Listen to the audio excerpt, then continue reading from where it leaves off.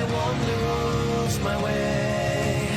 I'll stay true to myself, come what may. For the sorrows may speak and the sorrows may cry, but the echoes won't haunt me till the day I die. I won't dreamscape, I won't be swayed. These walls will crumble, I won't fade. Beyond hell's gates, I won't change who I am inside. Hold my ground and let my spirit guide. Beyond hell's gates.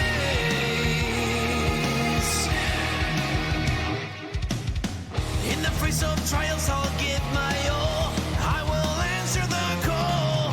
When I try and when I fight, I won't let darkness overshadow my light.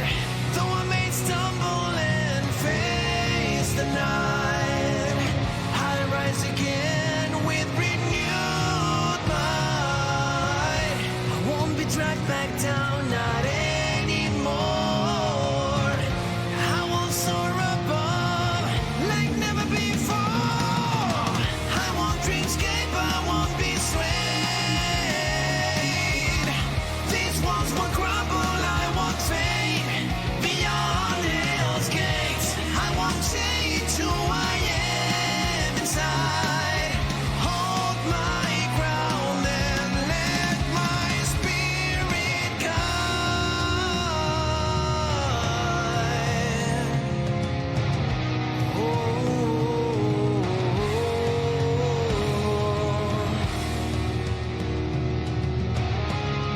Beyond hell's gates.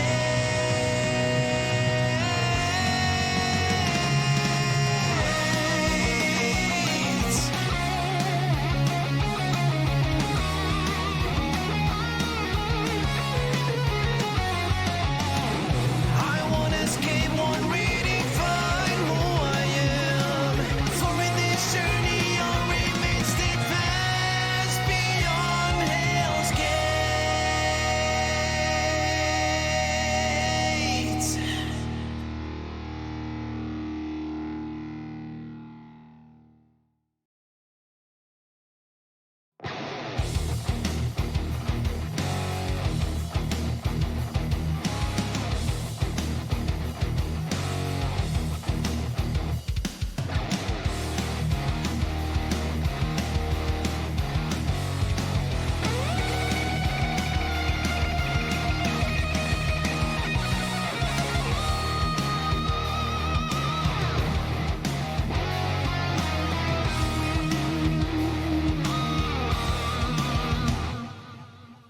I will not escape, I'll stand my ground. Unchanging, I won't be found.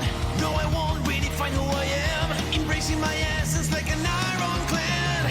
In the realm of dreams, I won't lose my way. I'll stay true to myself, come what may. For the sorrows may speak and the sorrows may cry, but the echoes won't haunt me till the day I die. I won't dreamscape, I won't be swayed. These walls will crumble, I won't fade. Beyond hell's gates, I won't change who I am inside. Hold my ground and let my spirit guide. Beyond hell's gates.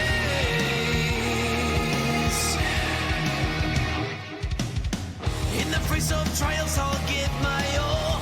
I will answer the call. When I try and when I fight, I won't let darkness overshadow my light. Though I may stumble and face the night, I rise again with renewed might. I won't be dragged back down, not anymore. I will soar above like never before. I won't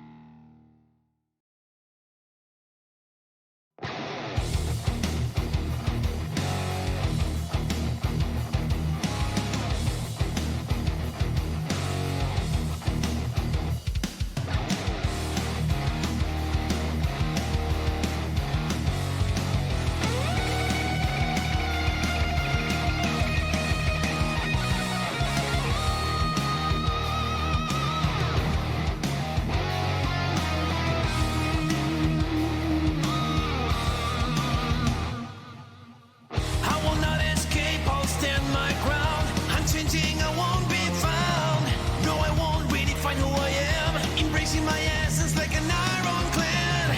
In the realm of dreams, I won't lose my way. I'll stay true to myself, come what may. For the sorrows may speak and the sorrows may cry, but their echoes won't haunt me till the day I die. I won't dreamscape, I won't be swayed. These walls will crumble, I won't fade. Beyond hell's gates, I won't change who I am inside. Hold my ground and let my spirit guide. Beyond hell's gates.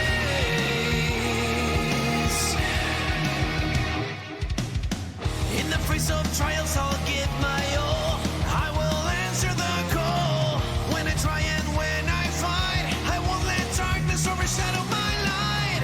Though I may stumble and face the night, I rise again with renewed might. I won't be dragged back down, not anymore. I will soar above like never before. I won't dreamscape, I won't be swayed. These walls will crumble, I won't fade. Beyond hell's gates, I won't change who I am inside. Hold my ground and let my spirit guide.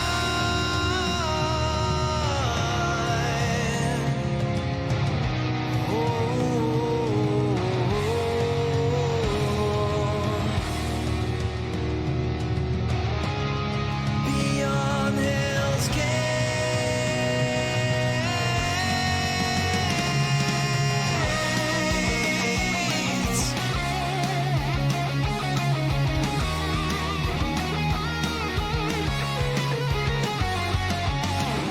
I won't escape, won't redefine who I am.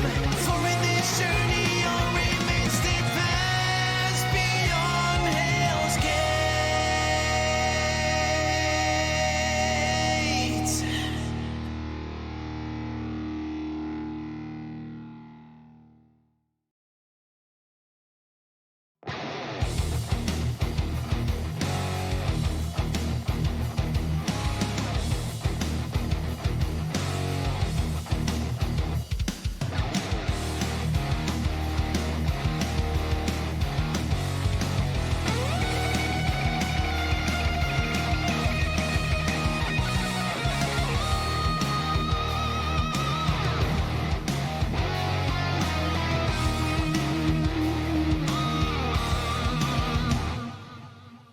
I will not escape, I'll stand my ground. Unchanging, I won't be found. No, I won't redefine who I am. Embracing my essence like an ironclad.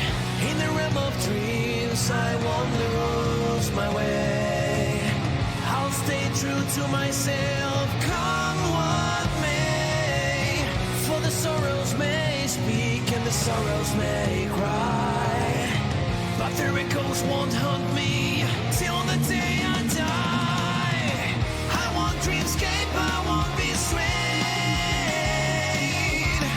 These walls will crumble, I won't fade. Beyond hell's gates, I won't change who I am inside. Hold my ground and let my spirit guide. Beyond hell's gates.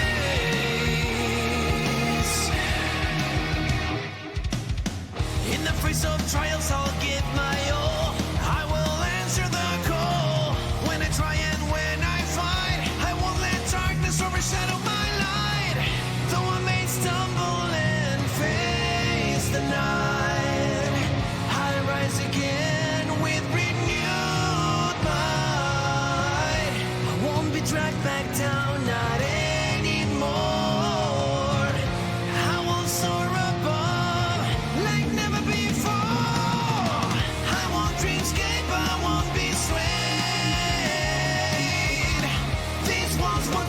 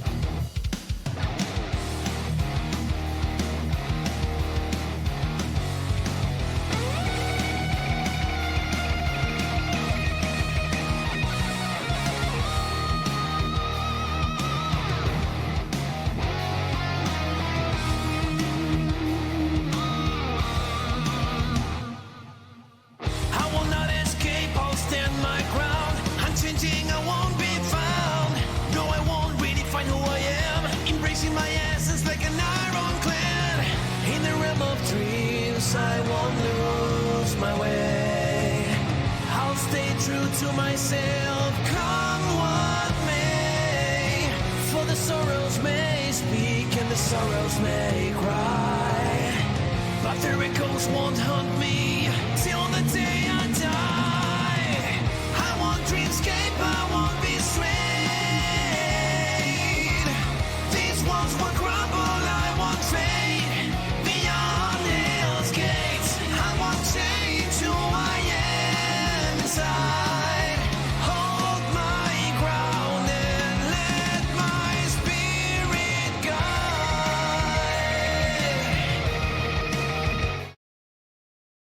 Welcome everybody back to another beautiful Tuesday evening. We are going to be rocking with the BlazBlue EU Bi-Weekly number 22. I am joined here by Zeden, and today we're also including a very special addition to our bi-weekly brackets. It's the challenges. We've seen Hoon talk about it many a times already around in the general topics of the BlazBlue Discord. And so to help who haven't been keeping up with that chatter, what is exactly these challenges? Well, we have, as far as I understand, 3 specific challenges going on in these brackets. First of all, we have the character challenges. So the challenge is to reach top 3 while only playing one of the following characters. No switching allowed at all during the tournament.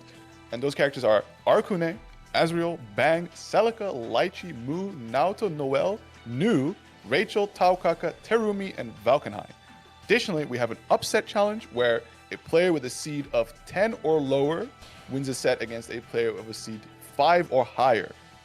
We're gonna need some replays to verify that all that happened, but when it's all cleared, bag is secured. And lastly, we have the Headhunter challenge, which is win against the winner of the last tournament, current target Chrono Cross.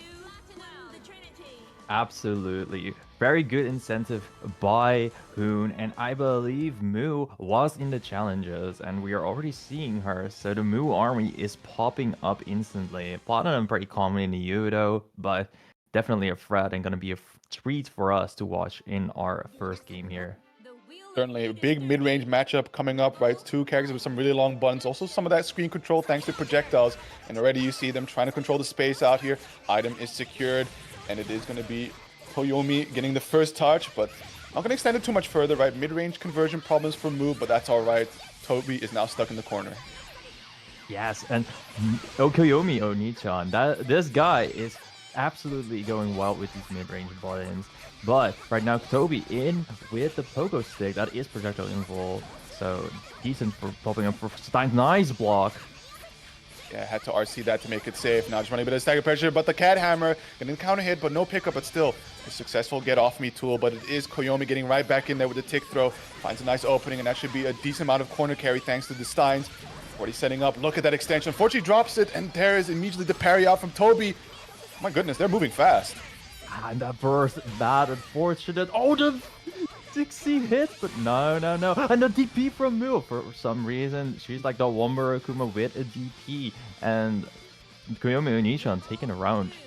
He needs it. No worries about that. So here we go. Both players looking for an opportunity to start out here, trying to fish Koyomi out of the air, but the Steins are successfully set and immediately holding down Toby, but has the cat hammer to just bonk you on the dome. That's going to be a good amount of corner carry into that Platinum corner pressure.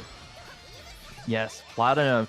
Her moves, especially if she hits very close, and she just gets so many corner carries. But Koyomi fighting his way out, and that he does get. Yeah, the stagger pressure. Nice. Patience here from Toby, but unfortunately 6C gets caught out. No activation. It's time. Oh my goodness, this time triggering the parry, but the projectile still active enough to be able to catch Koyomi on the way down. Insane. And Koyomi, oh god, the cat by Toby with that down back input, and Toby butt slamming over him, gets the Oki and a lot of corner carry.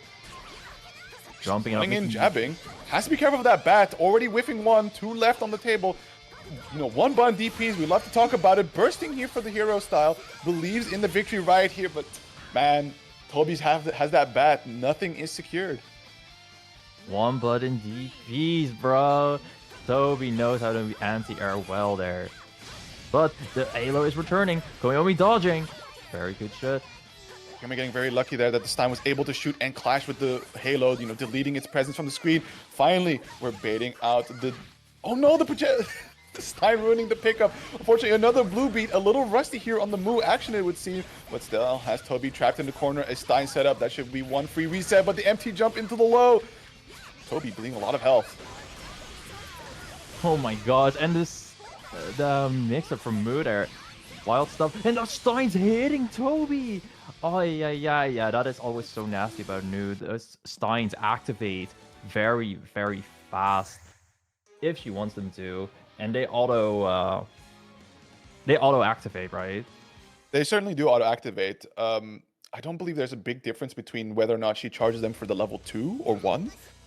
But of course, if you're just being impatient, you have two maneuvers to just forcibly activate them, right? One is going to be the projectile chaining between all the Steins. The other one is the suicide Steins. Nevertheless, both options lead to Steins disappearing off the screen. And right now, we saw Koyomi try to keep that mid-range, but Toby constantly closing in with stuff. But now Koyomi is on offense himself. Fast burst from Toby out.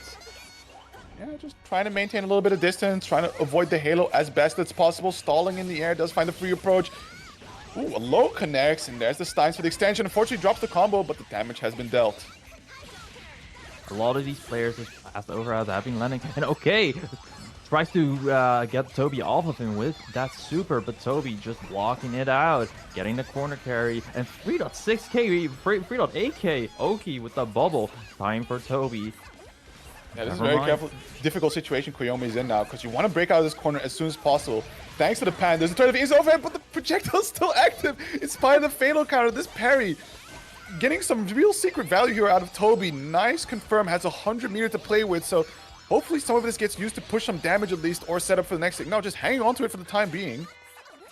Koyomi got the jump out, but Toby still managing to keep that screen presence.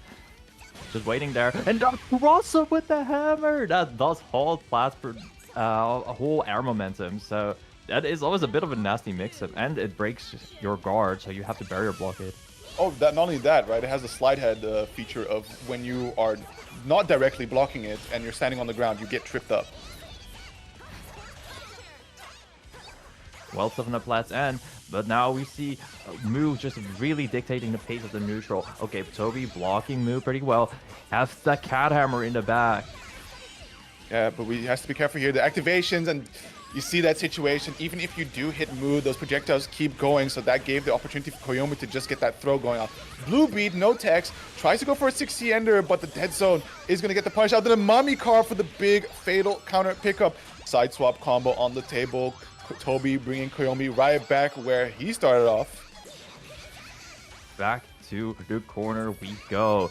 Okay, tried to go for a fancy swallow move mix-up, but Koyomi has been dodging a lot, jumping a lot against Toby's offense, and that ultimately is something that Toby caught on to now. So that is why he got that 2.8k hit, winning this.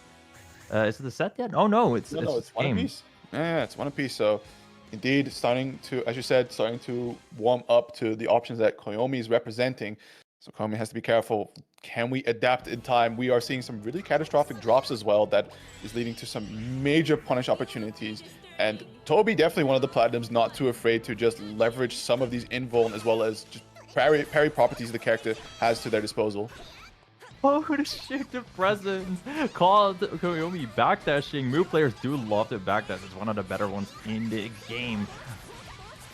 Oh my goodness, that overhead. When that first move does not connect, it's still a pretty fast overhead. Push all the way to the corner, finds a low. No further pickup, but just setting up a bunch of Steins. Nicely done. Getting the throw out before the parry triggers and getting this full bombo. Sets up the Steins as well for the pressure to come afterwards. No, just opting to suicide them out. And Oki. Oh, I like the idea of crush triggering, but Toby ready with that parry instantly. Good reaction, but Koyomi back throwing instantly on Toby. And this could be a kill. We have the meter on deck, just no drop. Oh, unfortunate. Yeah, but there you go. That mid-range that is so difficult to challenge against Moo. Just let that 5C rock after the throw tech. So Koyomi now on that set point. Both players with that burst, and the name immediately gets clocked out by the 5B. See a little bit of that pressure string. 6B not quite close enough to connect for the overhead. Presidents are deployed, and there's the pickup. Backdash into the second one. That was insane. Kiyomi, please learn where those presents are. I think he might be overestimating Moo's dashes just a bit. And oh, not teching when the bubble is active is going to get him damaged a lot. Yeah, trying to go for a Swallow Moon mix, not quite. Does block. Oh my god, the overhead barely out of range. Doesn't have the Enhancer Hammer for the slide head effect. Immediately going into big Cat Hammer, but just meets him straight to the sky and that. Oh! What? I Oh, think I OD get just it, I ran get out. it. He's in active flow, so he's like, okay, you know, before this round ends, I'm feeling confident. How about we get that burst gauge back as much as we can? Might be. I also think they were trying to self-cancel it, but the OD ran out. I think the OD attempt was Mu has a lot of gaps, and they wanted to do it for that. That said, Kiyomi starting off pretty well here. Gets the corner on Toby. Yeah, that was a good idea to try and pogo through the projectile there, but unfortunately, Koyomi ready to catch it. Gets a good grip of damage. Here's the mix already, sends it full, and there are the Toxic Blades coming out. Tries to go for the Cat Hammer, but is able to jump over it. Uses the Lifeline Burst here to try and save her life. And that's just straight into the ant here, and we see just Toby trying to push them as much as possible towards the corner, but a great OD is not gonna... can't quite get the punish. Great air to RB by Toby with the bat there. And wow, what looked like a very poor disadvantage by Toby is now looking fine, but the incredible DP intercepting Toby's offense. That hammer hitting there, and Koyomi barreling burst in time. Yes, he is. Okay. Just barely able to jump away from the hammer being deployed. Few projectiles connecting, doesn't get the overhead, right? First hit is blocked, so you know the second one's coming. Sweep connects, needs one final hit. Both players do, as a matter of fact. Tries to deploy the presence. There's plenty of Steins on the screen, trying to projectile. We see Toby run in, but there is the DP, just barely before he can get the ground conversion for his pressure.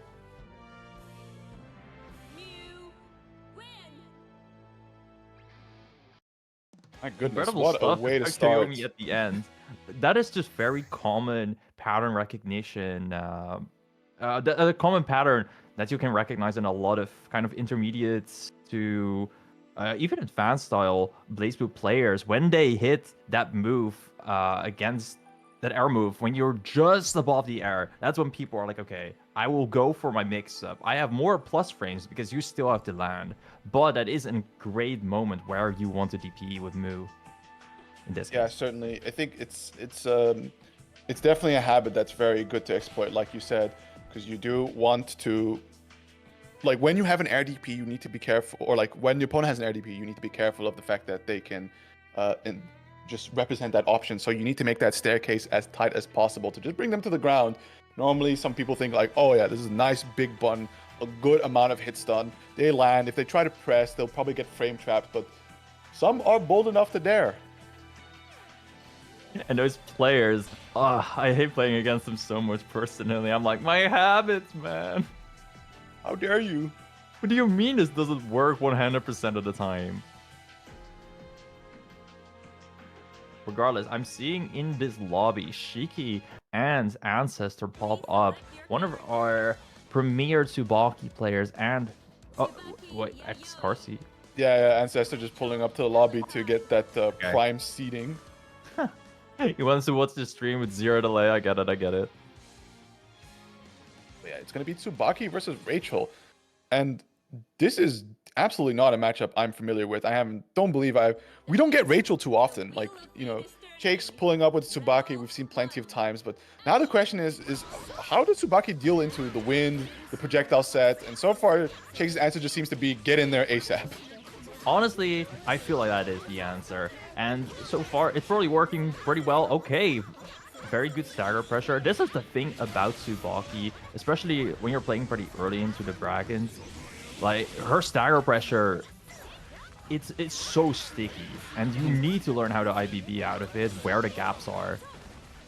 Carsey not really showing it so far. Shiki mixing up very well, right? Man, Rachel is quite a chatterbox when blocking. I think she's like, I feel like she's IBing everything, but isn't actually, because it's just the Glorbos talking. Oh, absolutely.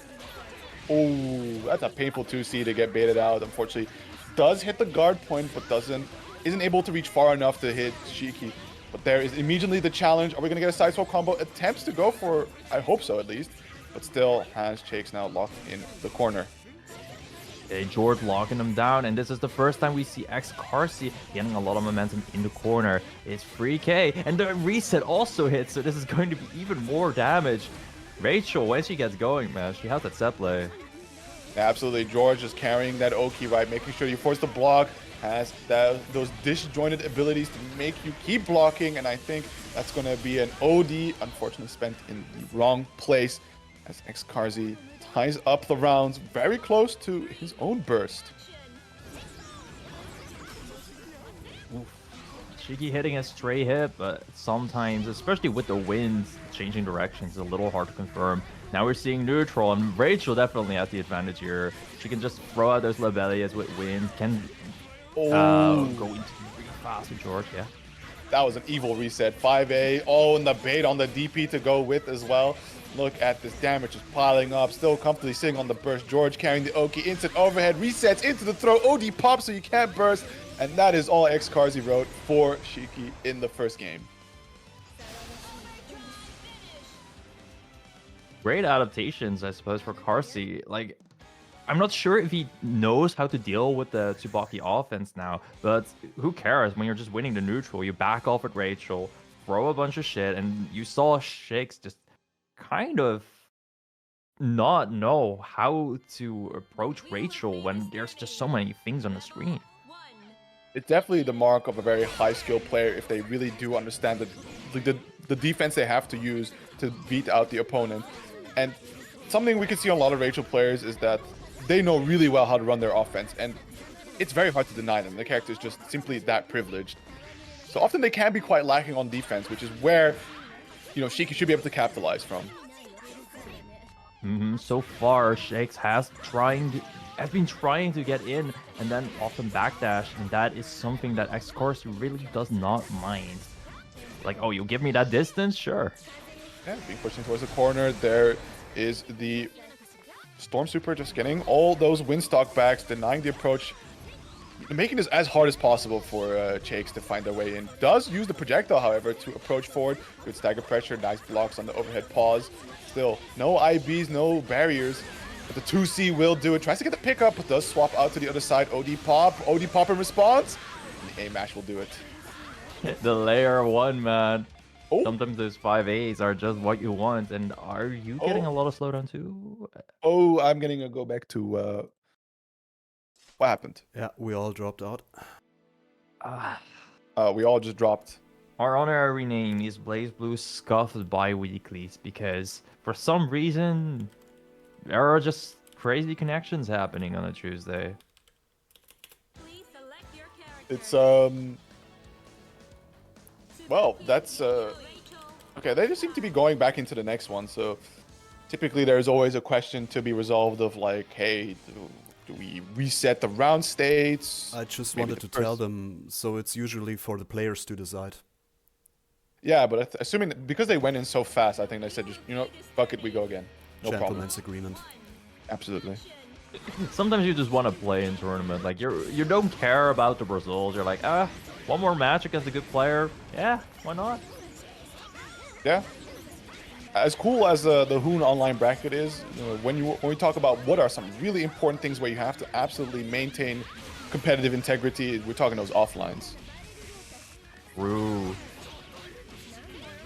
Let's set up XXL. Anyway. Shakes have a really good overhead reset. X-Cards probably predicted something like a 5A, and then Shakes was just like walking in for a long amount of time, 6Aing, and this is why he got so much momentum going against Carsey and already has the round win. Interesting option Carsey went for against the Bananas. Moved forward, so maybe just trying to get them before the Bananas go active. Still able to get the instant overhead, quickly converting towards the corner. George is active, and Shiki just has to be a victim holding all of this, but does find the opportunity to press out. OD is going to run out, but gets caught by the 2C. No full conversion, but a whole lot of resets. But, oh my goodness. Carsey, clean up your act. Maybe there's this tactical resets, man. Shiki has gotten hit by a lot of them. So Carsey's like, screw it. Yeah, nice DP, but going for the counter assault. Nice and aggressive. Keep him right into the corner. And that should be around a piece for both players, pretty close to equal on the burst gauge, right? We're talking some minor percentage difference, but it is going to be Carzzy that is on that set point at the moment. Oh, and immediately going all in with the win. Screw the zoning part. I'm brushing down the Russian character. But Shay's calling out a great backdash with that 3C. Rachel backdash pretty great with the win, but Tsubaki 3C goes really far. Yeah, certainly. Now we got the stagger pressure going on. Just the patience, unfortunately, getting clipped out, but no confirm just yet. Overhead does connect, but wasn't able to confirm off of it, but still able to keep all these self-cancels going.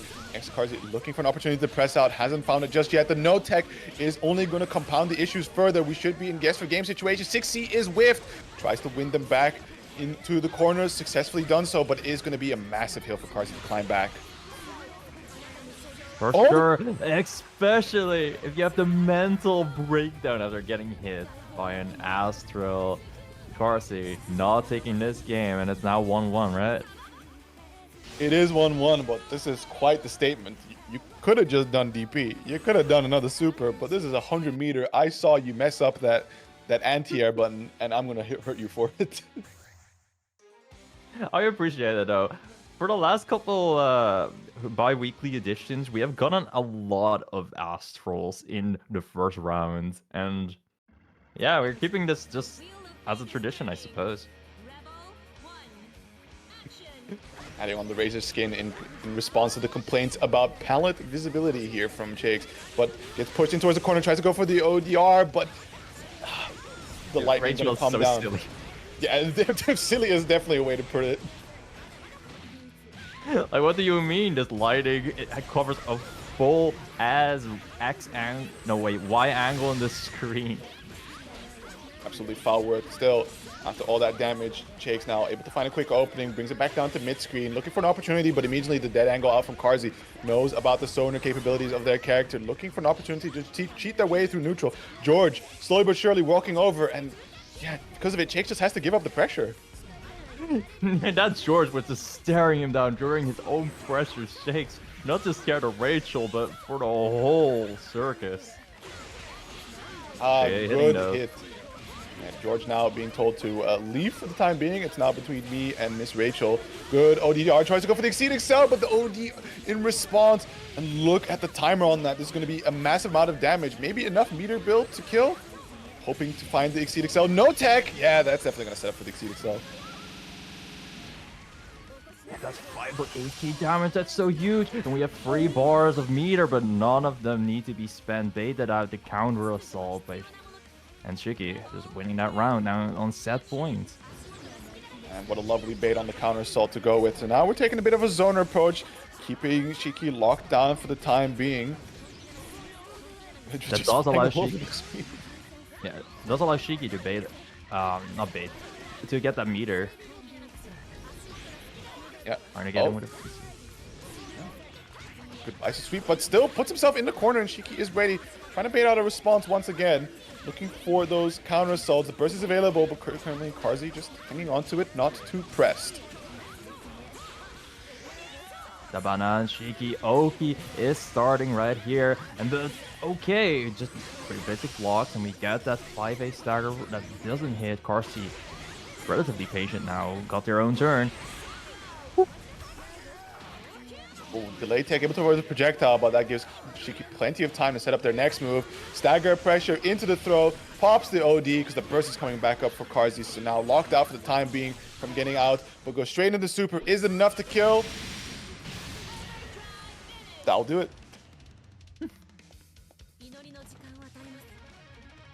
Yeah, the active load definitely helping out there too. Active load does give you, like, I think it is 10% extra damage. And I think that ended up mattering, man. Yeah, definitely. When he's like, these low health situations are always so tricky to really get a proper read on from like, hey, is this enough? Because last thing you want to do, especially when it's like this stressful on a tournament set, is to have them live on the pixel health, all your resources expended. You do have a bit of Oki, depends on the character super, right? But sometimes it's not quite, it's just do the damage, reset to neutral. And against a character like Rachel, when you're playing as Tsubaki, giving her space is the last thing you want to do. For sure. Rachel just so much mobility, 4 windstalks to either zoom all across the screen, set up like free Lobelias or a George, why not? Don't give her too much space. Alrighty, so seeing here we see Lolare. These names, man. New Lalare name is to a me. player that I know from BB Tech. I've seen him play Yang and Hawkman, but there is Hawkman in this game, but definitely no Yang. I do see the S avatar, so I wonder if that has any indication on their choice of character. But they will be facing off against High Axel, which, if I'm not mistaken, is going to be Bang. Well, Hyexel, I've seen them in the BB EUO chat general say, maybe I should swap to Mai. And as a Mai player, I'm like, you know, that's pretty fair. Mai is a lot easier than Bang. Yeah, we do see the Oh, My yeah. avatar, so curious to see what the exact switch has been, considering the performance in the bracket so far. Right, winning your round 1. Maybe it's been a good training arc. Well, we'll only know for sure in this character select. If it is S Mai though, I just want to say that matchup is so bad. But Well, oh, it's Izanami Mai instead, and that is actually like pretty good for Mai. what makes you say that? So the thing about Izanami Mai is Izanami Red Ribcage out is pretty freaking scary. Against some characters, like all you can do is run. But you know who is good at running? Mai Natsume. She has multiple flip options in the air and a dive that makes her unpredictable where to go. Only like there's a little bit of predictability. But yeah. Let's see how Axel tackle this. Yeah, trying to play already really aggressively, and we see Lolare using the bits to just harass for the time being. No major confirms just yet, but looking for the ribcage, and immediately we see the backflips coming out from High Axel, and just says, you know what? Nah, this corner's cool now, I'm gone. And wow, the falling JC connecting just as the ribcage expires. And Izanami now in danger state. This is when you can go in as Mai, get a lot of damage, and the reset instantly working out by High Axel. Look at this free cage. This is all because that's not normal damage of Mai overhead. That's because he was in danger state. Certainly nice jump in, not quite ready with that anti-air just yet, going into the funny forced mix-up stance, and it is going to be a blue beat, but still High Axel making clean work of it nevertheless. Lolare definitely not seeming to be on point yet with the combos and tacking out of combos yet. But the pressure looking pretty decent so far. Ooh. Yeah, using that move coming backdash to get away. Ooh, that's an interesting one, right? Thunderbolt Lance, especially the B version, you do glide all the way to the ground invisible-like, but that doesn't mean you're invuln during it. Okay, stagger pressure by Axel. Lots of 2As here. 5A, 5A, and throw! Ooh, we saw Lolare trying to press a button out there, but that's a throw counter in.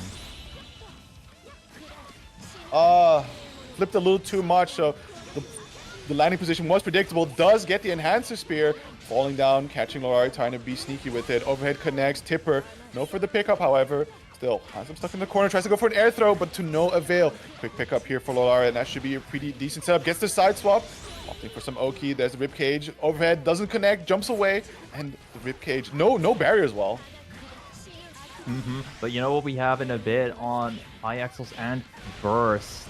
Maybe he wants to go for something cheesy because you don't get Oki off this super. Lolare though opting to go back a lot, and great RC by High Axel, getting the full combo for the first round win on his end.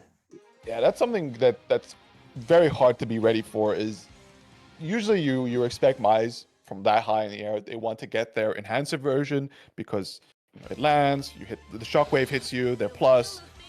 But to go for the really fast version, like who would, right? It's incredibly minus, but when you're not ready to block and they have RC ready to go, that's a free pickup, baby.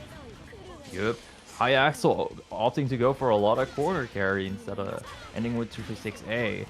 But working out pretty well. Oh! The invul from the dive gave him a lot of momentum there. Okay, nice pickup. Not quite working out. Trying to dive in, but unfortunately falls straight into the projectile, still killing a lot of time. The purple throw, and this is going to be very likely killed. The danger state damage. No! unless you drop it, of course. Aggressive burst being used. The immediate match from Lolare. Bold statement. For sure. Lolari, though, also being bold. Usually trying to flip Awaka, but instead, Lolari was like, you won't do that. I am going to grab you, and we'll deal my 3.6k. Oh, with 5B, though. Don't imagine that he wanted that. Ripcage, dude, went through the full My Super. This is really close. Lolari's bits ended up getting them the round. Surprised to not see the crush trigger pick up there, but holy spaghetti. That was some Italian BlazBlue like we've seen. Shout out to Cloud. I was about to say Cloud will be proud. Ooh, the whiff cancel hitting there. Very good part about the matchup. Izanami can't just backdash for free. I opting to just burst that one to create a bit of space. That's another thing, right? Those the guard crushes from the My Spear tipper shots, especially when you don't have barrier to deny it. But good counter hit confirmed. Gonna kill a little bit of damage with those 2 A's, but still just making absolutely sure that the pickup is secured. And what's the Oki? Oh, the whiff cancel into the bro. Pretty decent mix up by High Axel there. Not everybody is ready for there are people that think that she will go into the stance where she high-lows you, but if you go into that one, you move forward, you don't have to move at all for a throw, and you get it. Oh, that's an interesting one. Wow, Spear catching the anti-air attempt there from Lorari. Does find the knockdown, sets up the fidget spinner. Gonna get that float pickup now, so it's gonna be an excellent conversion. Sets up for the rib cage, but oh my goodness. Falling into the air throw, and now it's gonna be a full conversion towards mid-screen. Ripcage is 1 weak. This is getting thrown, and High Axel making great use of that. And the 5C hitting very high up, too, as an anti-air. That spear not quite going through the ribcage. Lolari making decent use of that. And 6A! Great anti-air by Lolari, predicting an IAD in. Oh, catches the roll tag. Doesn't quite get the tipper pickups. Overhead attempt there. Both players with a good chunk of meter to play with. High Axel does have the burst available, but the throw going straight into the super. A sweaty finisher, but it's the exact thing you need to do to deny the burst usage there from High Axel. I love how people call the slowest super setup in your life sweaty. It's partially true, of course, but when I think of sweaty stuff, it's like doing your craziest tech, but sometimes doing something sweaty is just short and simple, like not making them burst. Yeah. Oh. Oh man. Well, good as any time to crash. Let's see, who is to blame? The Who are we beasts. missing? Let's see, what's the playlist looking like?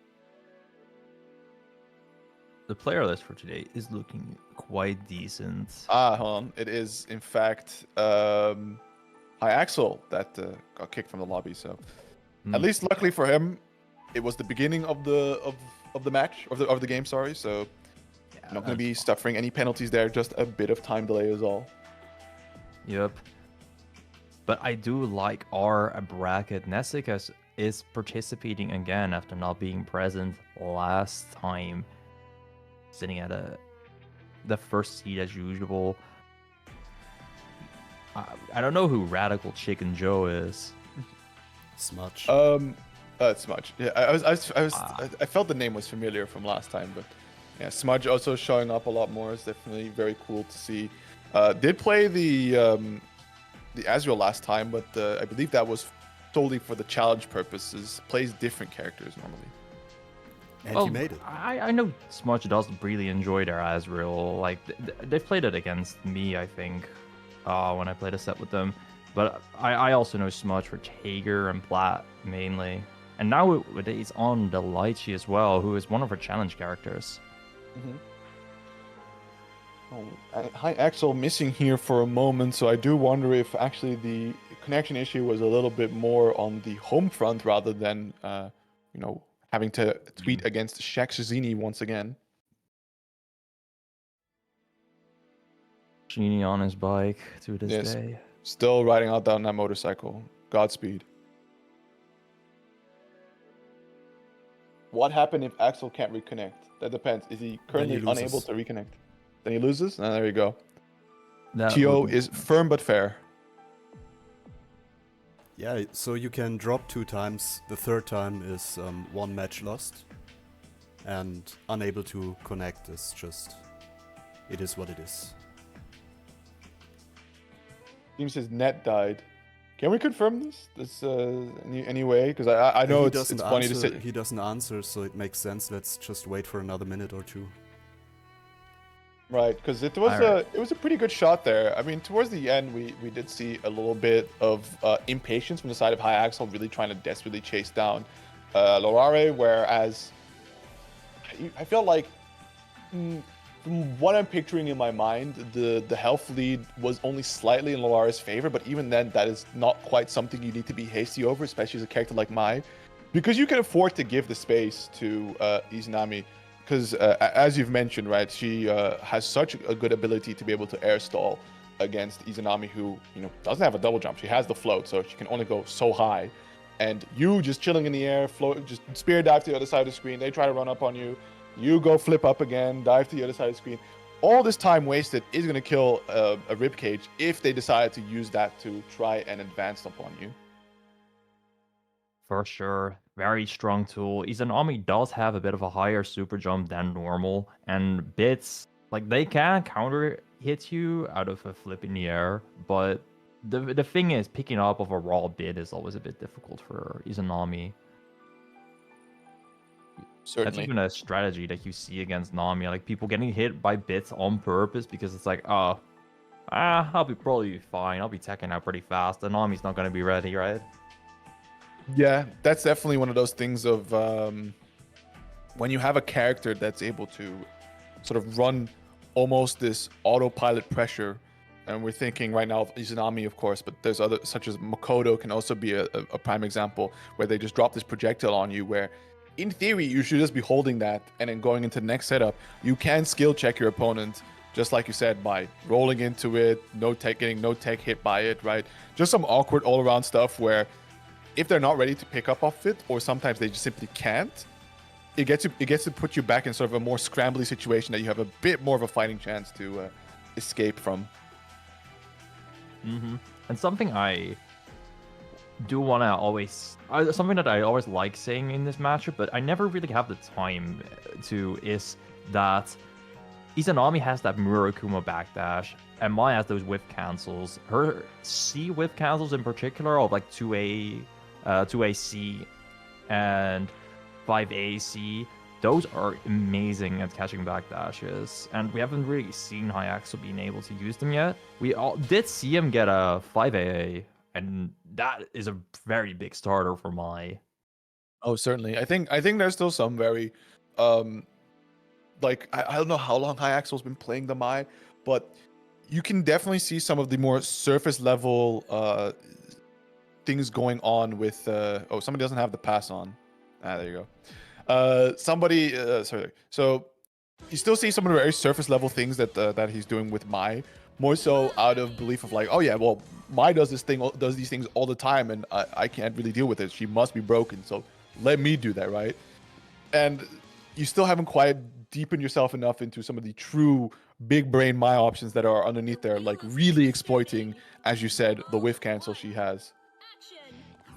A true big bear Mai makes use of everything that's busted, like that spear into the dive. It's such a safe confirm to get. High Axel. Ooh, that was an interesting attempt though. Diving right into a ribcage. Yeah, I mean, I can understand against any other character that would be a pretty good situation you set up for yourself, but against Nami, just take the B or A dive, leave the situation entirely. For sure, you want to be a bit more avoidant, but you can't be avoidant when Lolare is onto you like this. Yeah, Okay, often just counter assault him away. Still gets the pickup, quick conversion, puts him into the corner, running that pressure. Goes for the flip mix, and there's the respect from Lorare, and the reset overhead without any drops. That will be the round, and High Axel now on set point. We really are seeing that stance work out so often. When you hit that low, it's like, oh, he's gonna combo right? No, he will reset. Yeah, from what I understand, the ability to combo off that is a bit tricky, but there we go. We're seeing, yeah, using the spear dive to just leave instead, and now without any barrier gauge, we can see it is prime time for High Axel to press, but unfortunately, he's mashed out. Sending up here with this fidget spinner. Ryan Runner as much pressure to recover the barrier gauge, but gets picked up. And a very early burst. That was actually a bit of a tricky confirm, so I'd say a bit hasty, but it does end up working out for Lolari. You got the fully Zanami Oki on deck, 3.1k, ribcage activated. Nami mix is starting. Oh, instant flip outs. Ooh, okay, being able to escape that situation, going for the A dive again. Trying to go for the invul one, but okay, this time it works. If it doesn't work once, try again. Oh, both Counter players hit. really respecting each other. Yeah, both players is probably a bit nervous when they're scrambling this incredibly hard. The second ribcage of Lolari is about to fully run out. No RC, and oh, I think Lolari thought that he would get crossed up, but instead, Hyaxel caught him with no cross up at all, and a 2v6A dive is making him win the set. Yeah, that was unfortunate there for Lolare because good change from High Axel, right? To instead just focus on leaving the situation with the spear dive instead of trying to come down, do a bit of damage, hope that somehow the interaction will let them block and just take a bit of that rib cage away from Izanami. Towards the end, we did see a bit of Lolare being like, okay, I can't meet her air to air. She is going to leave me the moment I run, so I need to just wait for her to dive and then chase after. But by the time that adaptation came around, well, High Axel simply just had burst, pushed them away, and just the constant lack of barrier, being in danger state, let these, what should be not that much damage, be a lot of damage. Please select your character. Then we got Shadow and Akakyu. Akakyu coming fresh off a first to 10 against Monkey. And Shadow, last time we saw this guy on BBEU, he was doing pretty well for himself against Chrono, even taking a game, but not quite this set. So this will be pretty exciting. Both players definitely know how to play against very high level established EU guys. The wheel of fate is turning. Yeah, we'll see how this plays out because both of them have some pretty good normals to play with here. So it's going to be a good, interesting mid-range matchup. Of course, the pace has to be taken over by Akakyu because he wants those seals. And the moment he holds these knockdowns, it is going to be guaranteed instant air dash JCs. But opting to go for clones has given Akakyu a bit of space here. Now finds the knockdown, 2 seals unlocked. And that corner pressure, good ODR. Susanoo does have those gaps in his block strings, and it's pretty abusable, especially by a character like Hibiki that gets so much off that OD. You wanna try seeing if he's gonna leave a gap. Oh my goodness, able to get the invuln through the sword. Gonna get a lovely pickup setting into the Izuna drop. Oh, trying to go for some clone mix, but Akakyu now put in a really rough spot. Nice, sets for the mix, doesn't quite get the confirm. And the command jump parry to close it out. Nah, you hardly ever see Hibiki go for that. That is an incredible call out on Akakyu pressing there in the air. Yeah, just trying to flip over, a lot of good air stall, making it very difficult to anti-air, right? That anti-air from Susanoo can hit some really funny spots, but when you can delay it outright, it has a lot of painful whiff recovery. But Akakyu now, decent spot, the relevant unlocks on the table, stack of pressure in the corner. What is going to be the opening? And speaking of painful, being against Susan in the corner is pretty painful when he has those jazz hands, is what I'd say. But Shadow managed to find his way out with the drive and the super, even getting him a lot of momentum, but respecting Akakyu's DP. Goodness, these ODRs have been so good every time as Akakyu commits to a very slow option from Susanoo. Just sees that invul frame come out and just avoiding the big flaming tower pillar from Hunter's Fang 2 and gets caught low in the end. Shadow expertly navigating around all of Akakyu's options, just consistently denying him every bit of gimmick available to Susanoo.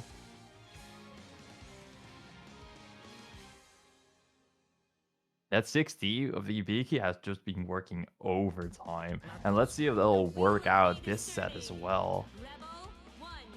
Certainly, and we'll see what the start for Akaku is. Looking for that 5B, just a quick check, like, hey, do you know what to deal with this? 2-6As, needs that DP on deck, and again, the ODR, this time a little too late, but still able to comfortably take the turn. Doesn't quite get the full extension, but nevertheless finds the next touch and puts Akaku straight into the corner. Let's see what the mix is gonna be. Okay, just a bit of stagger. Oh no, missed his own Oki, and Akaku instantly making use of that. Shadow immediately going in with the DP and the 6C counter hit. And look at Akaku. You're looking at weight on 6C as well, trying to bait out the deep, trying to bait out the burst, but Akaku now here finding a big opening, has that level 3 tackle, so does not have the issue of lacking conversions anymore. But there's the 3C going for all this extended damage now. Can we set up for the super? Don't even need it. Hero burst. And let's see if Shadow is that hero. Maybe he gets a sneaky 6D. He sure as hell try for it. The reset, but not quite getting a combo. And then, yeah, and scrambles like that. Susan DP is so nasty. It has so much range, man. And with that 50 meter, you can just cancel it too.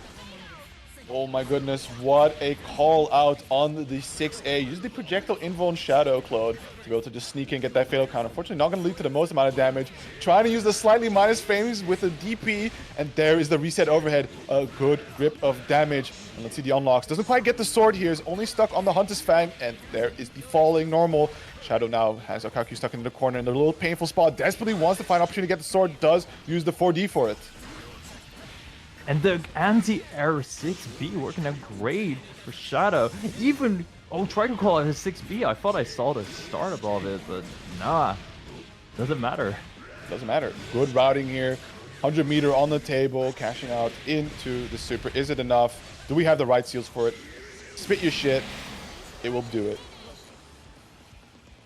Susanoo got those bars, making him win the second round. Yeah, this is ultimately the difficult thing about playing a very slippery style of play like Shadow does, is that against a character such as Susanoo, when these options like don't quite align in your favor, you're holding so much damage, granting so much momentum to your opponent that it becomes very difficult for you to keep doing these sort of risky, careful navigation around. And just like that, right, the wrong option immediately has to burst out. But the fly manages to catch him out on it, trying to set up those seals. Hibiki catching all of this corner carry. Yep. Nice cross up. RC's interesting and doesn't really swap the side anymore. So an interesting use of resources, but has the life leave nevertheless. Good challenge. Nice block as well. Unfortunately, doesn't have the greatest amount of seals to continue the pickup. Falling JC counter hit. Nice conversion. It's going to be a good grip of damage, but it shouldn't be the kill. One final touch will do it. Oof. That low went really far. Akaku not even ready for it. It's like that sometimes. Trying to jump at him, playing a little slower. Look at him. Oh, that's a Now DC. this seems like a typical case of people just didn't connect correctly. I'm on a desync at the moment. Yeah, I am looking at people just Stream still in sync, and Yeah. it's over. Akaku won. Okay, I see Akaku won the round, but Oh yeah, sorry. That was what I meant. yeah. I was like, that'd be insanely fast. yeah, unfortunately, we're only gonna get the delayed view here, so apologies. But from what I can see, Shadow not having the best amount of time, the big unlocks available does. I'm seeing, yeah, there's a DP, so fighting chance, looking to be a little bit more bolder.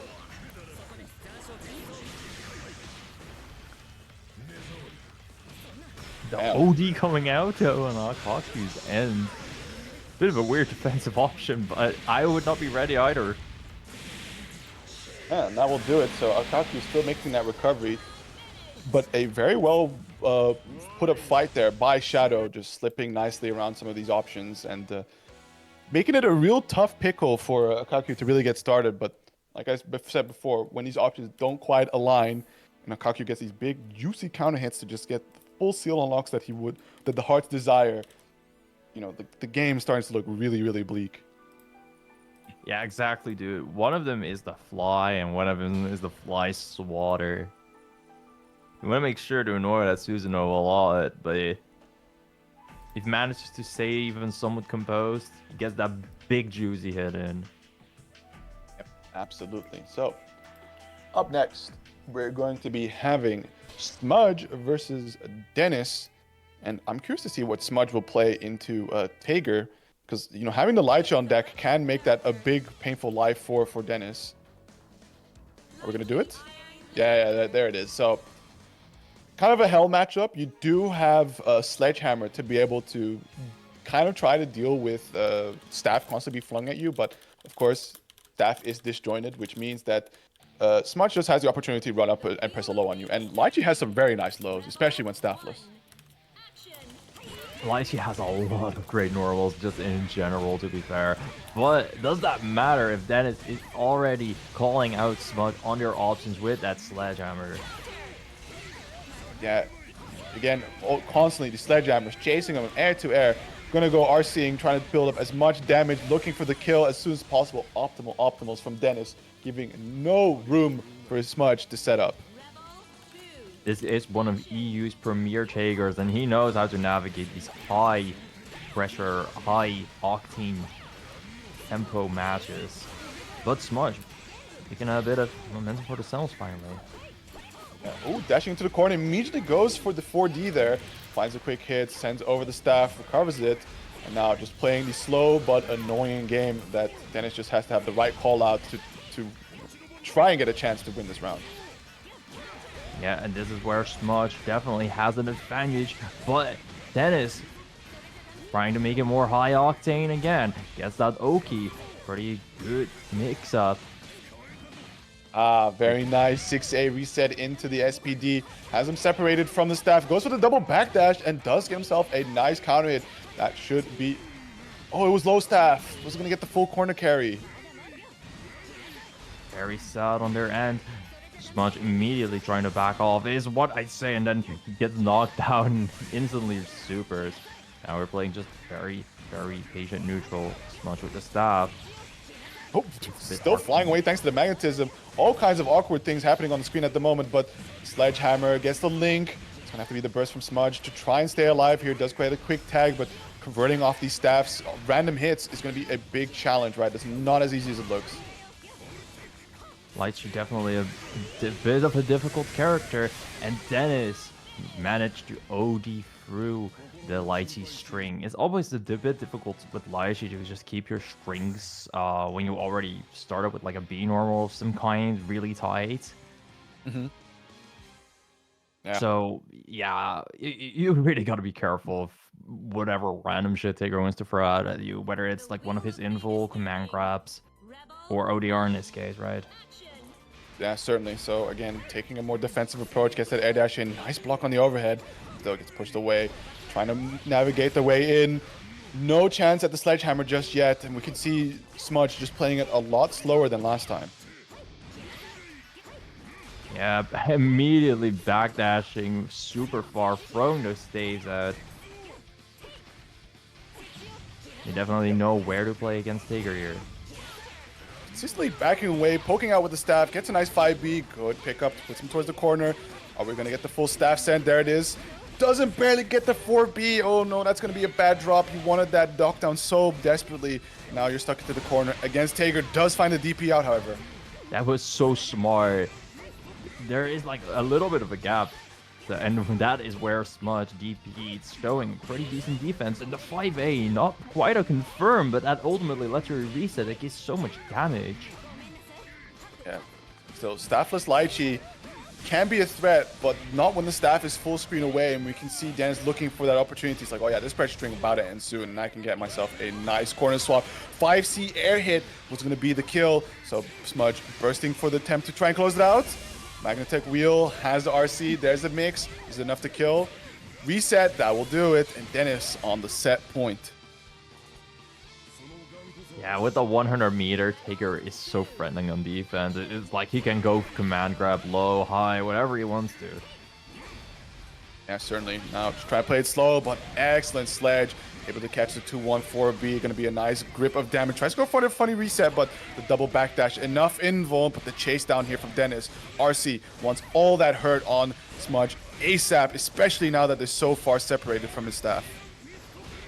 Yep, and notably, when you don't have that staff, you don't have a DP, so you gotta jump out like Smudge did there.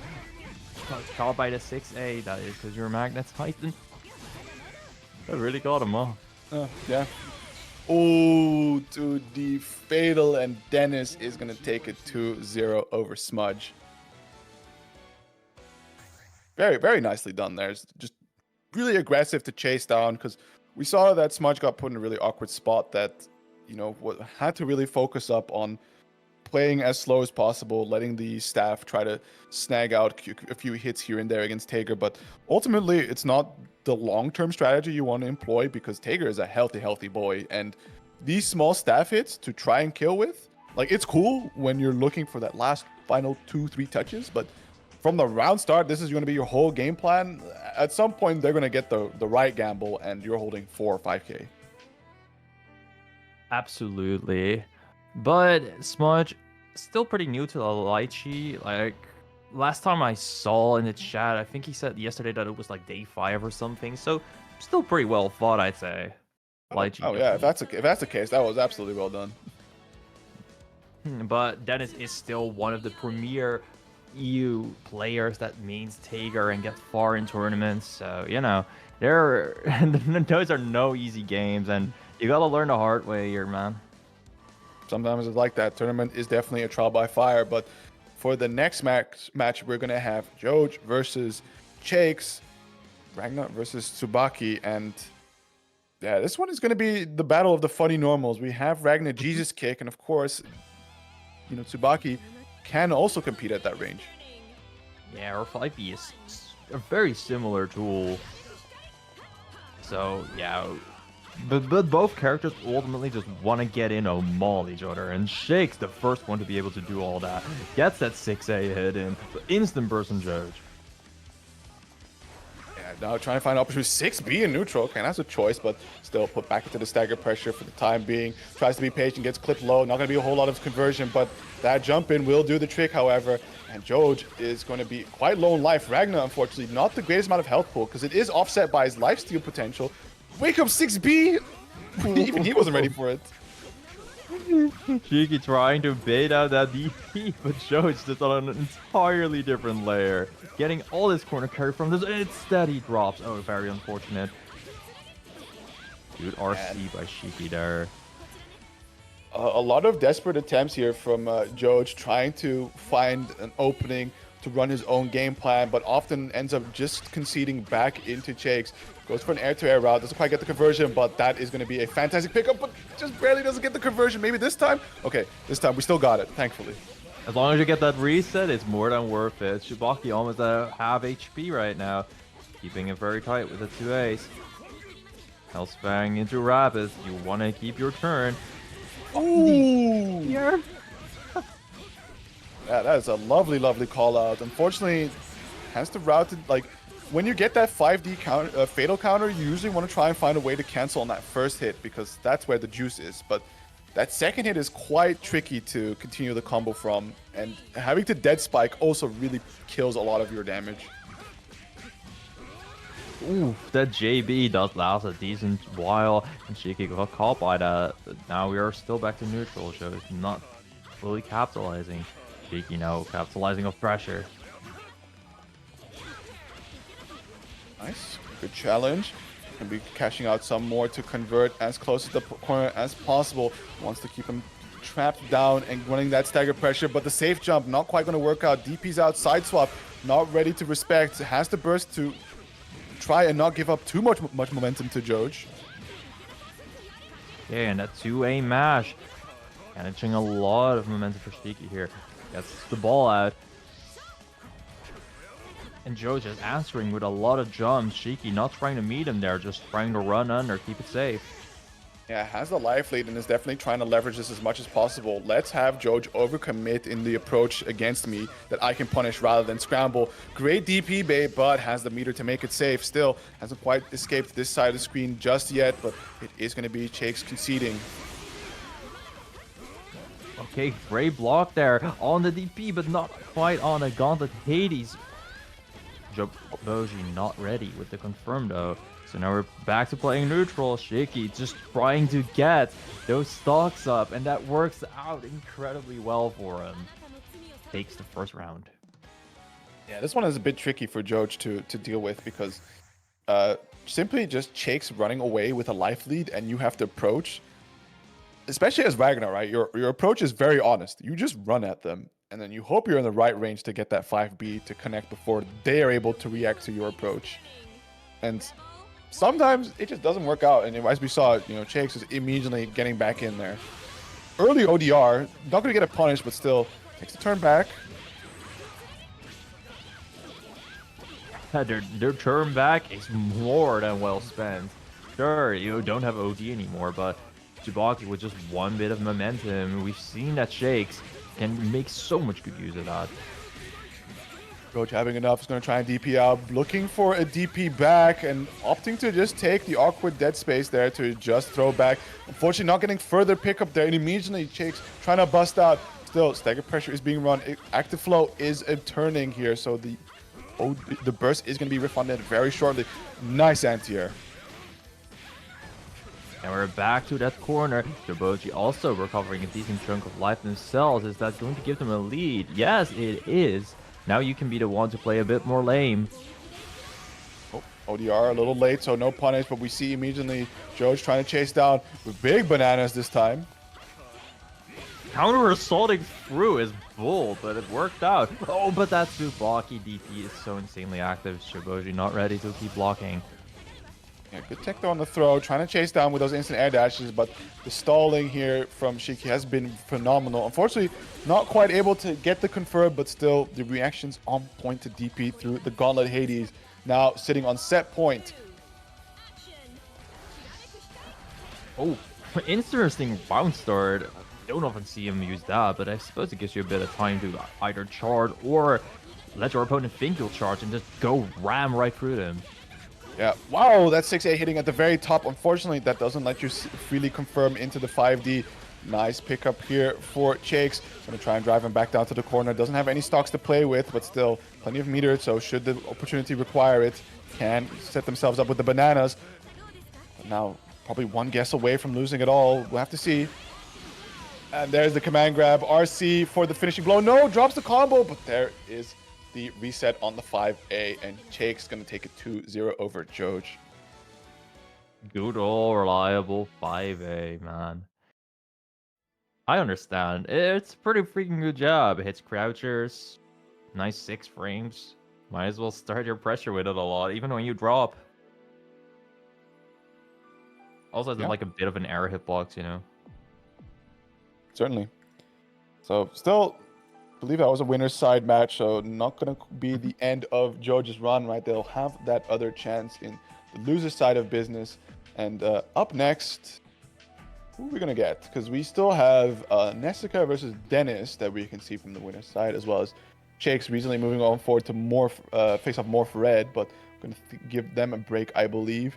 And there is High Axel ready to face off against Red Axe in the bottom.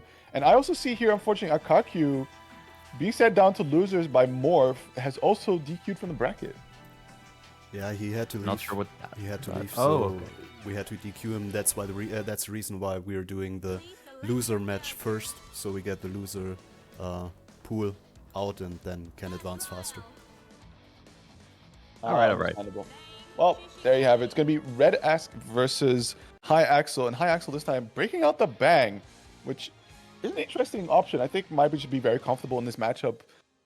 But I can just imagine the tools you have as Mai makes this not the best of times for Azrael to play as. Well, it's true. Azrael does have a lot of random buttons to anti-air, but that's also useful against Bang, so who knows? The blocks. Unfortunately, can't quite get the challenge right. It's stuck in the corner, but a great use of the drive explosion. He's going to switch the momentum up real quick. Do we get the full seal unlock? Yes, indeed. That's going to be a good grip of damage as well as that OD being a lot stronger. And High Axel immediately just showing off that confidence in the bang. Okay. Very, very confident in the pressure at Radask finally getting out of that nil pressure. Ooh. Try to go for the regular throw. But there is, of course, the hidden unlock super there from Bang. Goes for the ODR. Tries to back away, but the chase down from Red Ass blocks the Exceed Excel. Fortunately, can't quite get the punish. Does get the jump in over the 2D whiff. Still nothing major. No crazy pickup as of yet. Does block, but that's +8. OD's back. Nice anti-air. Oh my goodness. Okay, I like the attempt. If it had hit, it would have been badass. Oh, and Shibugeki, yeah, that doesn't work against moves that are already like super active into the air, like that Azrael 6C there, for example. I would have put a fish-shaped hole in my monitor if that happened to me trying to Shibugeki, man. It happens to Bang. It's the courtesy of having such a pretty privileged super, to be honest. Like, it can be a crazy checkmate situation. Fair enough. We see a lot of shurikens being spammed out here to call out Radask's movement, but finally the overhead connects. Are we going to get the full conversion? Unfortunately not, but again, got to be careful for that 5C. Especially, it hits a lot earlier when you are standing.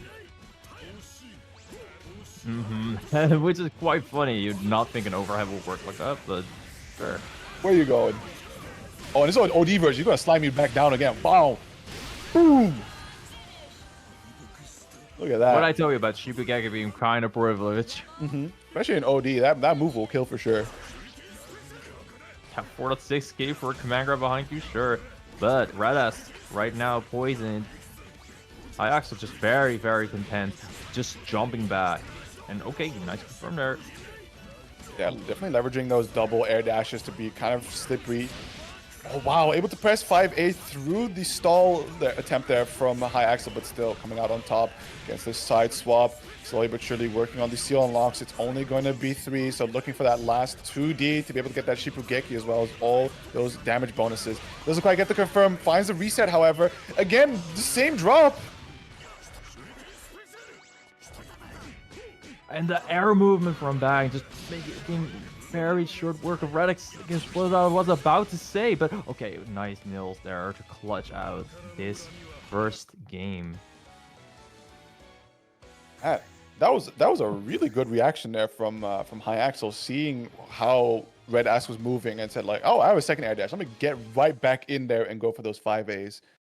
And even got those young man reactions to block all those dry 50-50s that Azrael has available to himself.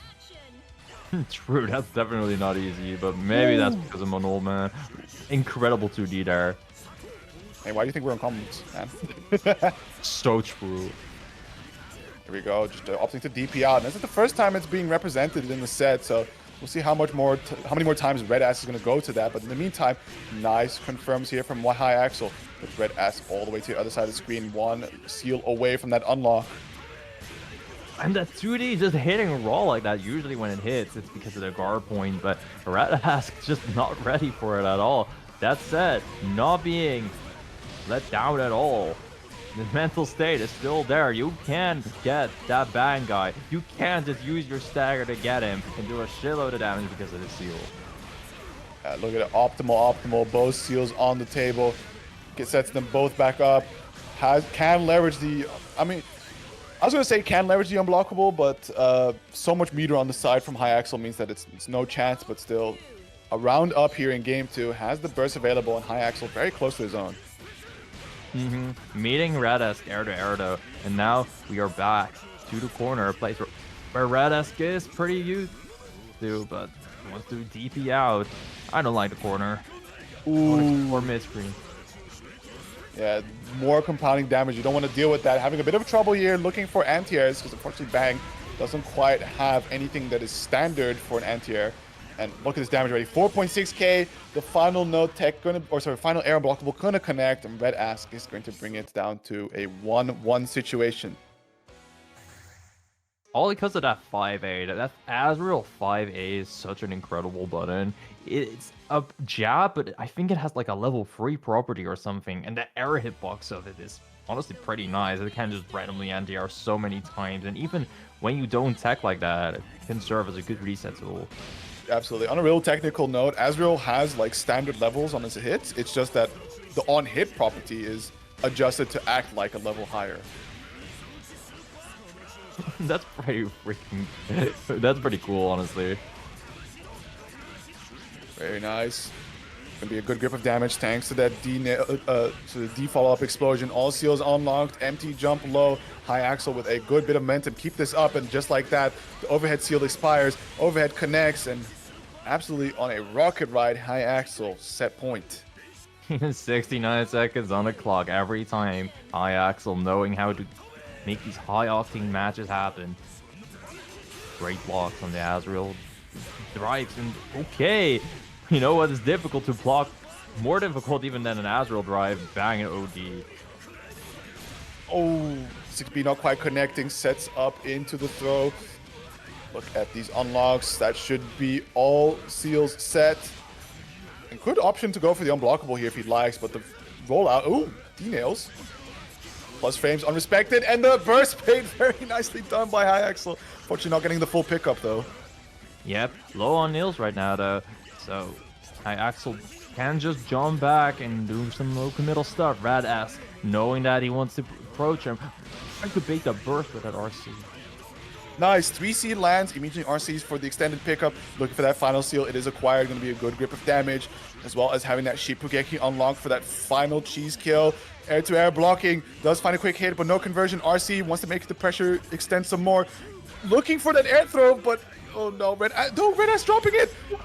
Default explosion does connect, and the High Axel able to thread the needle through it all to take the set.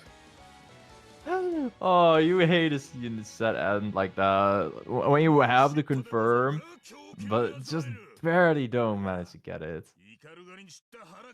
Oh my god, that was so stressful. It's like Red Hask had these really good hits, it just didn't get the full conversion, and you bring it right back to spaghetti and just the right amount of space. You trying to press for buns, looking for that, bloodthirsty final hit, and there you see the shield icon on Bang, and he's hitting that pose, and it's like, oh shit.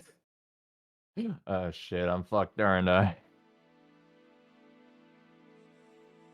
So this being a loser side match, this is the first time we've seen that a player will not be continuing their tournament run as High Axel eliminates Red-esque and moves on forward, waiting to face off against the winner between Smudge and Neptune. On the other side of losers, we have Eklabrum waiting for the winner between Joj and Alare. And in the meantime, we still have Nessica Dennis and Chikes Morph Red waiting on the winner's side, which we will have now. Nessica Dennis. Oh, funny. Yep, Nessica saw that we have these new challenges and was like, okay, let me go new. Oh, maybe you went someone else first. I don't know. It would make sense though if you went only new.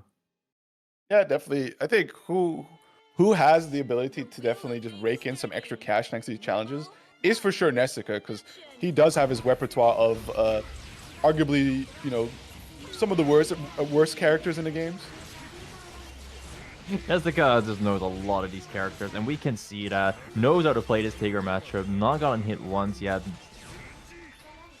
Yeah, the difficulty here is just, going back and away, setting up the gravity seed, and just being at such a distance that not even Beast Slide will hit far enough. And that was an insane anti-R5A by Nessica. Just knows that Dennis jumps, and he was kind of stuck in gravity as well. Yeah, I mean, this is sort of like the quintessential matchup you look at as Taker being like, this officially genuinely sucks to the point that you might not want to play this character specifically here. But long ago on this very bracket, we did see Nessica pull off the run against Liam the Angry, but now Dennis with the chance, and all that patience now paying off. Look at this damage, 4.1k, reset on resets, no text, just Nessica with the patience, tries to jump out, doesn't quite get the anti-air, still stuck in the corner. Yep, and the jump out. Okay, when magnetized, everything feels so scary against Tager, but Nessica knows how to stay composed on defense, knows when to gas correctly. And guessing correctly is what he did on offense. Those deprives working very well against Dennis on offense. A little sus having to use the OD earlier, so sitting at that 60% at the moment, but still a round up means that you can comfortably spend some time trying to recover it. And again, playing it nice and slow, not able to block the overhead, big resets, enough multi-hits to be able to blow through the armor points of B-Sledge. Oof. And using that command dash to get all of the screen space. Dennis had the screen space advantage, and that is something very important, but Nessica, nah. Oh, tries to go for a fuzzy setup. Yeah, nice patience, ready to call out the non-overhead coming out, and immediately full conversion. Unfortunately, Nu lacking a bit on the damage department most of the time. So it should be a couple more hits before Nessica does close out this game, right? Ending the 2.8, the Luminous Stave is activated, but unfortunately not able to set up the combo just right. Leaves him behind on the Gravity Seed, and now it's torture time. Okay, and tries to set up the unblockable. Oh, not quite. This had the correct spacing, unfortunate. Yeah, final burst, has to let it go here, or else that is going to be the game. Waits out patiently for the Spark Bolt, right? That was going to be a good shot for Dennis to at least close out the screen space, but ultimately that being blocked, Nessica giving no window for you to get any of your magnetism moves out, and that's going to be the first game. And definitely a couple hiccups, but generally quite clean from Nessica. And that's just how the Murakuma matchup is like. Range advantage, gravity seed, making Taker with form ability already less mobile. And on top of that, knows how to claim that screen space with the command dash. But for now, huge hiccup, already magnetized. Never mind, Nessica knows how to hit Dennis out of his own offense. I do like the round start OD from Dennis because one, it charges your Spark Bolt a lot faster, but it also gives all your drive moves armor properties.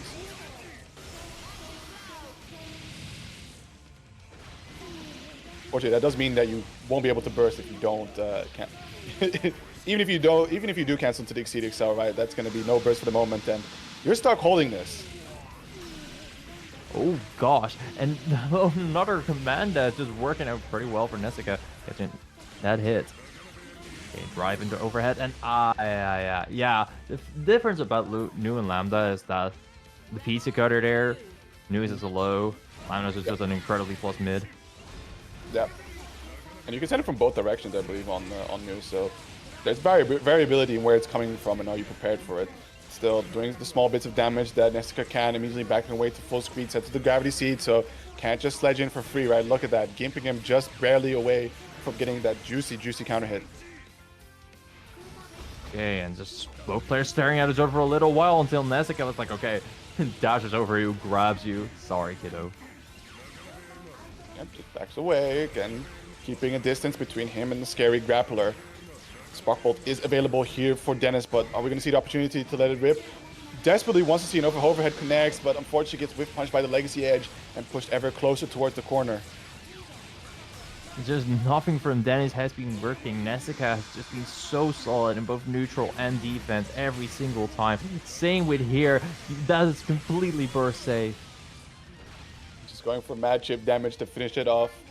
Nessica taking it 2-0 over Dennis. Not going to be the last we see of Dennis, right? Of course, winner's side means that they do have a loser's side run to enjoy. But for now, Nessica moving on to the so comfortable and familiar winners finals. But before that, we're going to find out who he gets to face off against next, whether it's going to be Shakes or Morphred. And that should be an interesting matchup for us as well. Shakes has already shown that they know how to play against more rushdowny characters, and Morphred is one of our biggest Naruto players in Europe. Oh yeah, absolutely. Alongside Red Bar and Nasugi. Yeah, where's Red Bar? I hope he's doing all right. we've seen Asugi and we've seen Morph pull up. No Red Bar yet, so not the full Naruto's. But we do have, yeah, at least, so Morph definitely one of the, like you said, premier Naruto players, and that definitely means that they also have all the cool Naruto tech on lock. So I'm curious to see how they approach this matchup, because Naruto does have a bit of that problem of dealing with the mid-range, as well as, like, long range is weirdly enough okay to him, because he has some great movement tools, but the mid-range is a real pain one. For now, knows how to jump in, but not how to instantly confirm into DP after Shakes making use of that. Got the first hit. And even this hit as well. 3 bars on deck as well. I mean, stocks. Enhancing Tsubaki's special moves. Number Yeah, 3. Yeah, a little low here on the health, and also look at all the stocks on the side for Jakes. This is going to be a lot of hurt, as well as some very interesting pressure situations he can set up thanks to it. Yeah, Banana Shiki super. More thankfully blocking all of it, but it's so much damage on your barrier.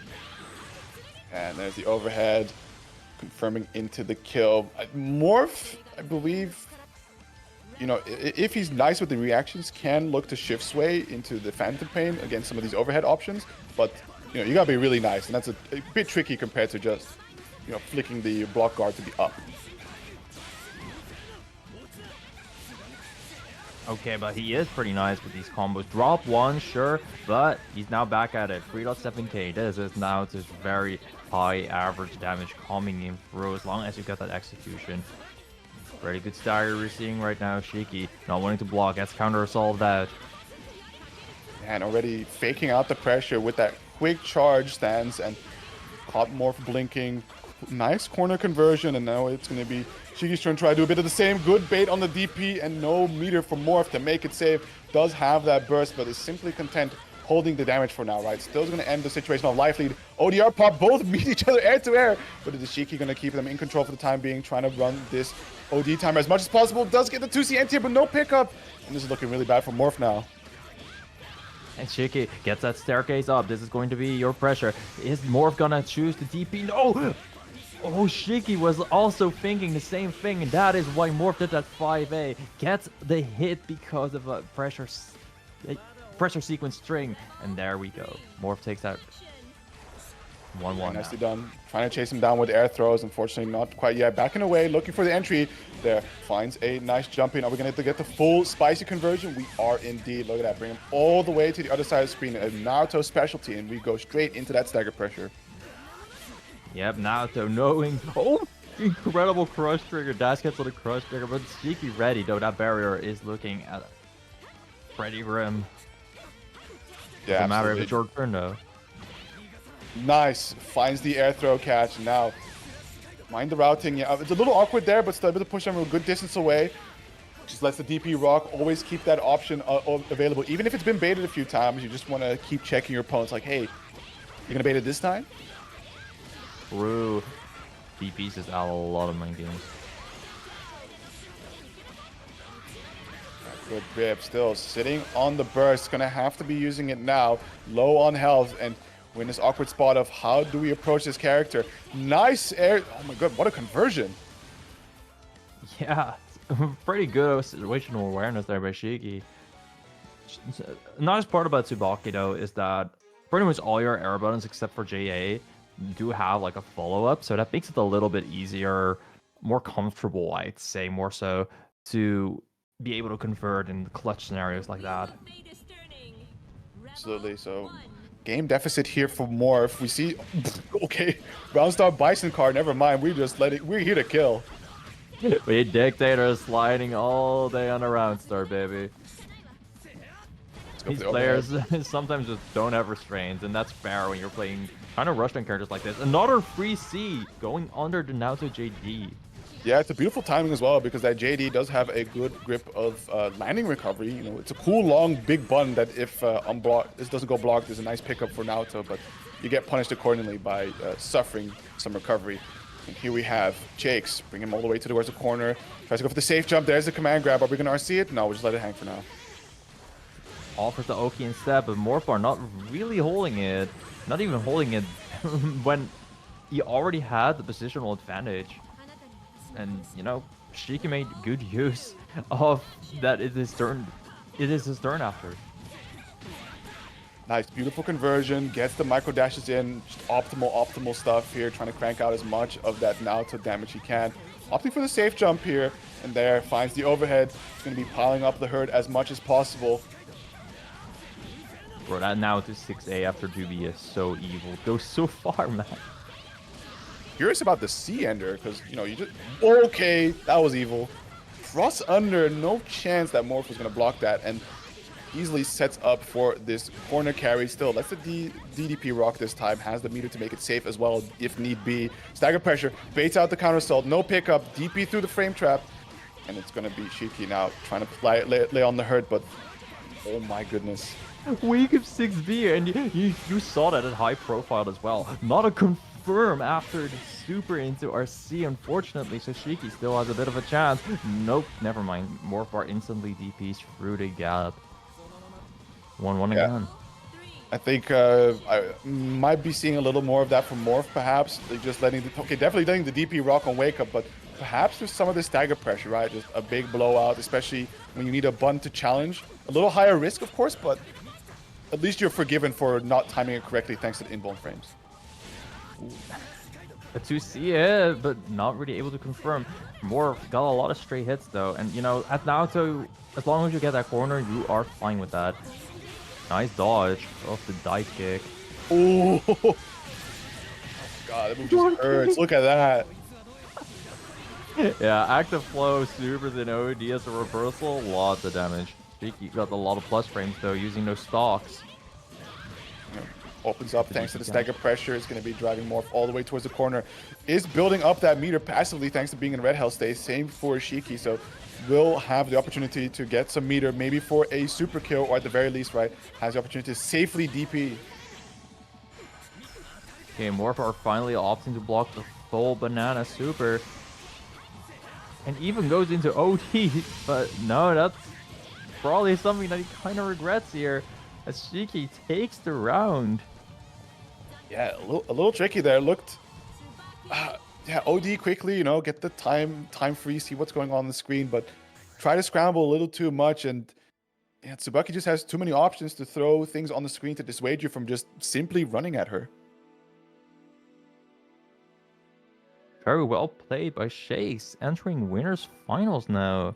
Yeah, winners finals. Sorry, sometimes you look at challenge and then it says semifinals there instead of winners finals, and that just can really catch a guy off guard. Yeah, shout outs to Chalong for not doing it like every other platform we're used to. True. Pretty sad, but it is what it is. That said, we got a losers now, and I'm seeing High Axel, so that means his opponent is going to be Neptune.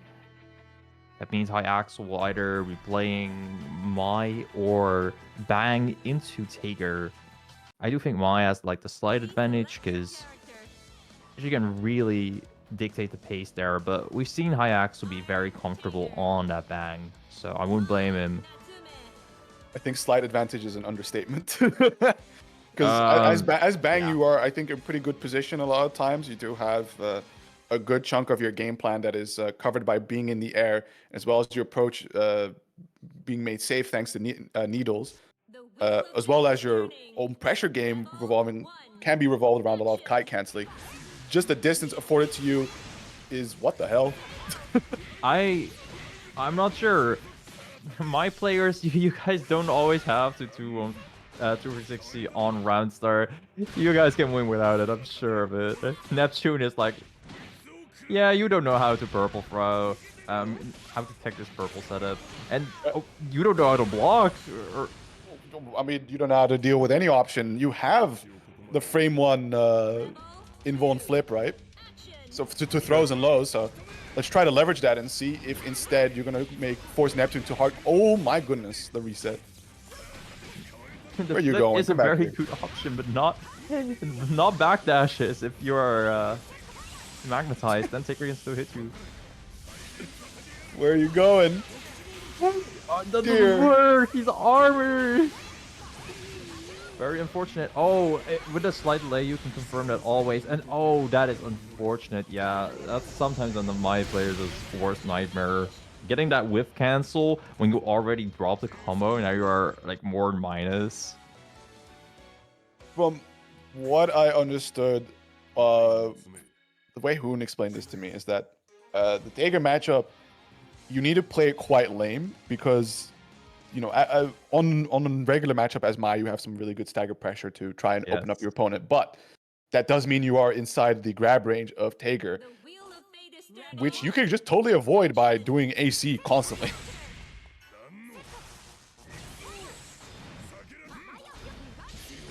For sure. Let's see if Iaxel is going to keep this a bit lower octane now. Ooh, got hit out of the 5C, but not ready with the combo. Ooh, not ready with the cross-up JB confirm on Iaxel's side. You're seeing that flip now, though. Yeah, just look at that, playing it absolutely nice and slow, but that's what Neptune is fiending for, right? That magnetism to activate. Good. Hold that Exceed Excel, because that was going to be death. That is like your last resort against Stager, and you better use it, because otherwise you do so much damage. Good stuff by Iaxel there. And we have a lot of meter here, but Stager has a lot of health, so he doesn't quite opt to use it yet. Yeah. I really like that from High Axel. Had the knockdown in the corner, but said, you know what? It's not worth it. Let me just get out of here. Ooh! What a Okay. timing! Iaxel has been constantly fishing for those 2v6Cs, and this has finally worked now against the Spark Bolt. Bit risky, but hey, it can work. And oh, the cross-up! Oh, that's not what Neptune wanted there.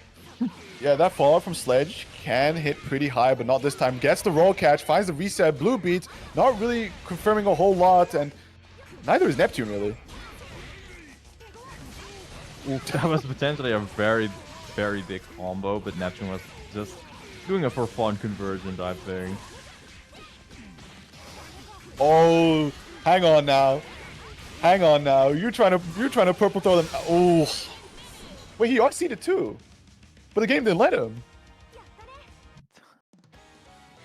What did I just witness, bro? This is one of the quickest sets we have seen yet. It's some crazy stuff. Like, I think the difficulty Neptune is having now is that his very like spaghetti playstyle of constantly purple throwing you, getting you in these funny stinky resets, doesn't work against the master of creating spaghetti situations, which is Mai, thanks to her constant backflipping and the funny invuln frame she's afforded. Oh, Who is the match still up, or no, I we're see her synchronizing. synchronizing. We're synchronizing. No, that's a lobby crash. yeah, I just had a room is disbanded message. So Oh, fuck me. GGPO assertion failed. Game crashed. Not only that, my Steam crashed. oh, what the hell? Okay, I never had that happen before. I want to make a room. Yeah, I'm gonna restart Steam real quick. Should I just? I'll just make a room in the meantime. I'm really sorry for that. Start the match. Shouldn't be too. Yeah, difficult. it's fine though. But yeah, Taker or Mai, definitely a matchup where Mai it can go all out on the flips. I kind of like playing it because on one end, both players have to be pretty patient. Like, sure, yeah, the Taker wants to get in, but they need to look for that one good opportunity. Meanwhile, Mai wants to be really patient because she does want the positional advantage to kind of keep Taker locked down. She does have to prevent him from not just freely getting any of that meter for Spark Bolt. So both players need a bit of that. They can be too passive, but you also should not be too aggressive. And I like it because you can spam flip like a motherfucker. Oh, who making lobby anyways? Yeah, it was just because why the fuck not? Just in case it crashes again. Alright. Okay, it's open again. 1 second. Steam dying on Tuesday is normal, wait, but you only at opened. midnight. I'm gonna join in. My bad. Oh no, I closed it. Okay. Don't No, close yours. mine is still open. Yeah, Yeah, stressful moment, you know. no worries. If it crashes again, we'll just move over to mine. And I've had it be pretty stable for some reason.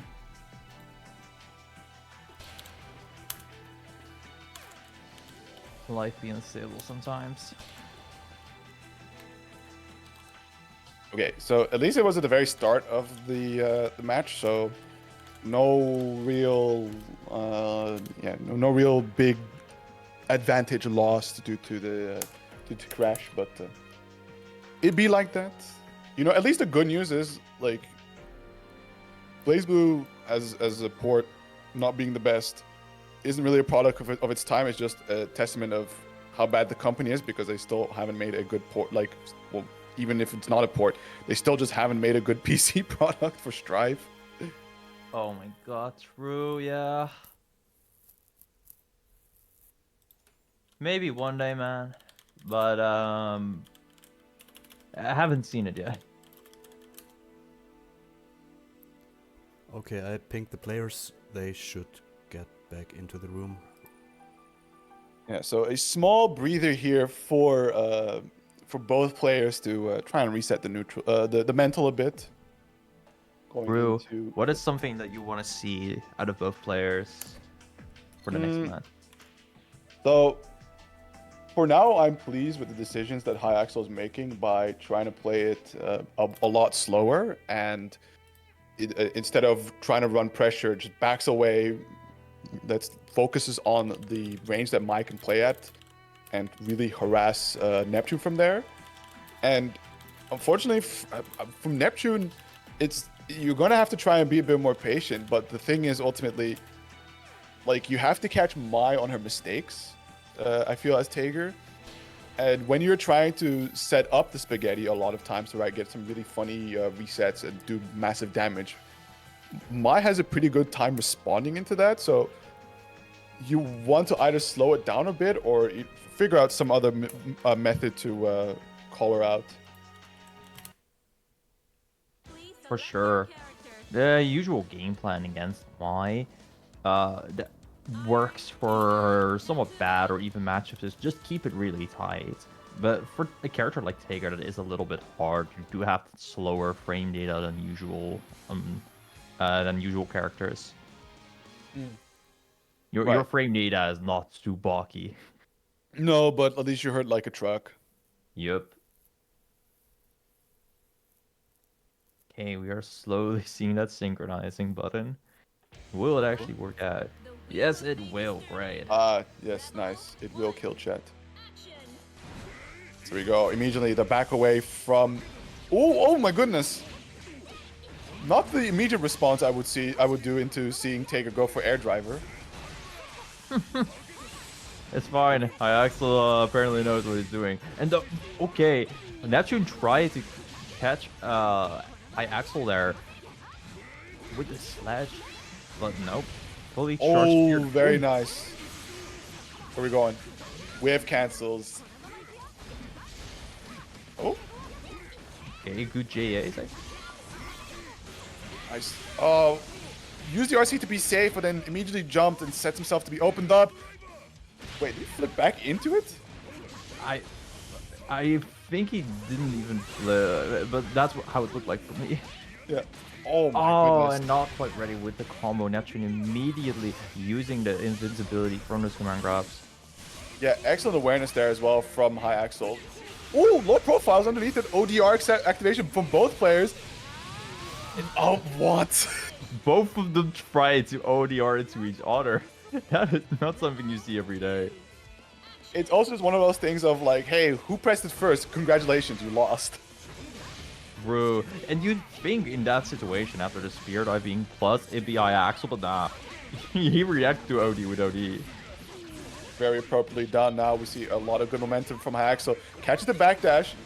Ooh, no anti-air there. That's an interesting one. Just Yeah, slow. I believe you can even punish it if it's like that early on, but okay. I think, yeah, I want to see the fly swatter more out of Hyaxel. No, you backdash. You set yourself up for the high to get back grabbed again. Yeah, Okay, hero burst. backdashing against Tager always a bit unfortunate, and yeah, you are still magnetized, so sometimes you're holding back, and then you see people like slowly kind of walk into Tager, and it's like, ah, no. What's happening? Oh yeah, it's Tager. Now I know. Oh my god, 3C connecting there. IBs it. Immediately goes to the flip. Good. Take to the skies, right? Like, Neptune is looking for these reset situations to just get the SPD out. Meanwhile, Axel opting to kind of retreat even after Zonoki. Yeah, that's definitely the smart option there. Going for the wedge catapult. Doesn't want to deal with any of the whiff cancels. Good tech. Flies away. Tries to avoid. But again, wedge set up to catch Axel. Just praying that these whiff cancels will connect. Yeah, and that is like a bit of the weakness. Oh, and this is the Oh, that's Balkan it. handshake. That is a, yep, I've seen enough. I don't care if it won't kill. It's not looking too good. Oh, it's Yeah. funny to see that happen. Yeah, I mean, that was really unfortunate because High Axel looked so good in the later rounds of these games where he was taking it slow, keeping his distance, right, getting these really funny spears to connect and so forth. But then going into this final game, decided to play it a little closer and immediately got hurt for it. And when you go into these reset situations with Tager in the air, the last thing you want to do is try to go air to air with him because that's only more spaghetti. Just use the really funny 2C, jump cancelable on block in worst case scenario, right? Yes. And of course, always just choose to back away. Just go back. Don't need to be close to them because the closer you are, the higher the chances you get magnetized and you just get absolutely robbed. Yeah, Tigger does deal a lot of damage, and shout out to Neptune though for making use of those very high damaging combos of Tigger on counter hits and being able to use the pretty wacky resets very well. Certainly, but here we go. Calibrum versus Joj and the Hakumen we see here. So I don't think it was one of the challenge characters, but definitely a rare character for our humble little bracket. For our brackets, for sure, but we used to apparently have a lot of Hawkmen. That's why Hoon was like, should I add this character to the challenges? Appears to not be the case, but maybe a Calibrum, bit of a hidden boss. He got this far. Yeah, see how that goes.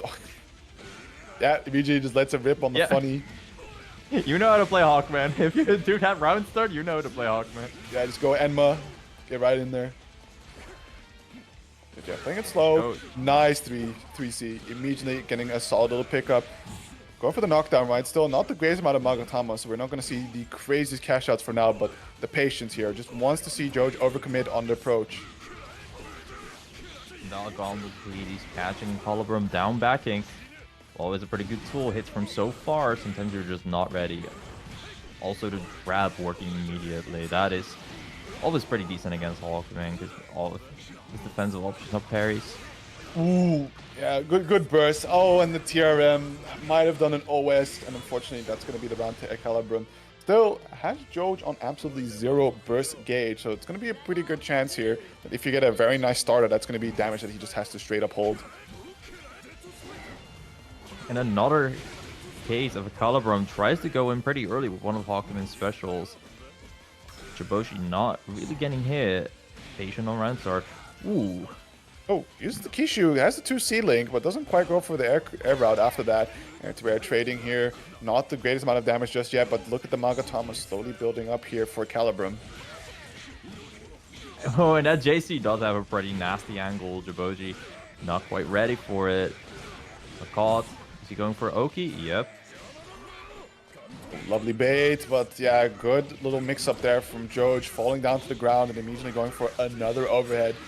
Getting a quick grip of damage, pushing him as close as possible to the corner, but immediately the button press there, denying the approach. Nice use of the quick rise. Hey, 2A pressure, keeping it very, very short. Yeah, I can already hear Cloud sitting there going like, yeah, Hawkman anti-air, kind of bad. They are pretty slow to be fair, but do you want this character to have good anti-air when he already has the parries, you know? Nice, big challenge.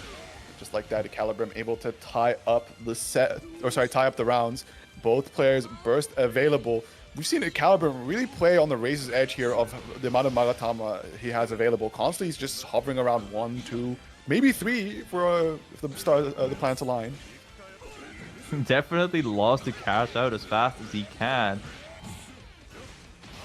Even here, you know, He tried to go for the true Oki, but okay, those throws have not been working. And the Gauntlet Hades, Calibrum tried to clean back his turn, but not ready to get intercepted by Gauntlet Hades. Oh, a little too far for the DDP to connect, but nice response there from Joj. Solid anti-air. Interesting routing. Does get... that 6A. Don't know about that. Oof, and yeah, this parry, it actually had a good chunk of Magatamas this time around, so pretty damaging. Oh, trying to use the Kishu there to get close, but to no avail.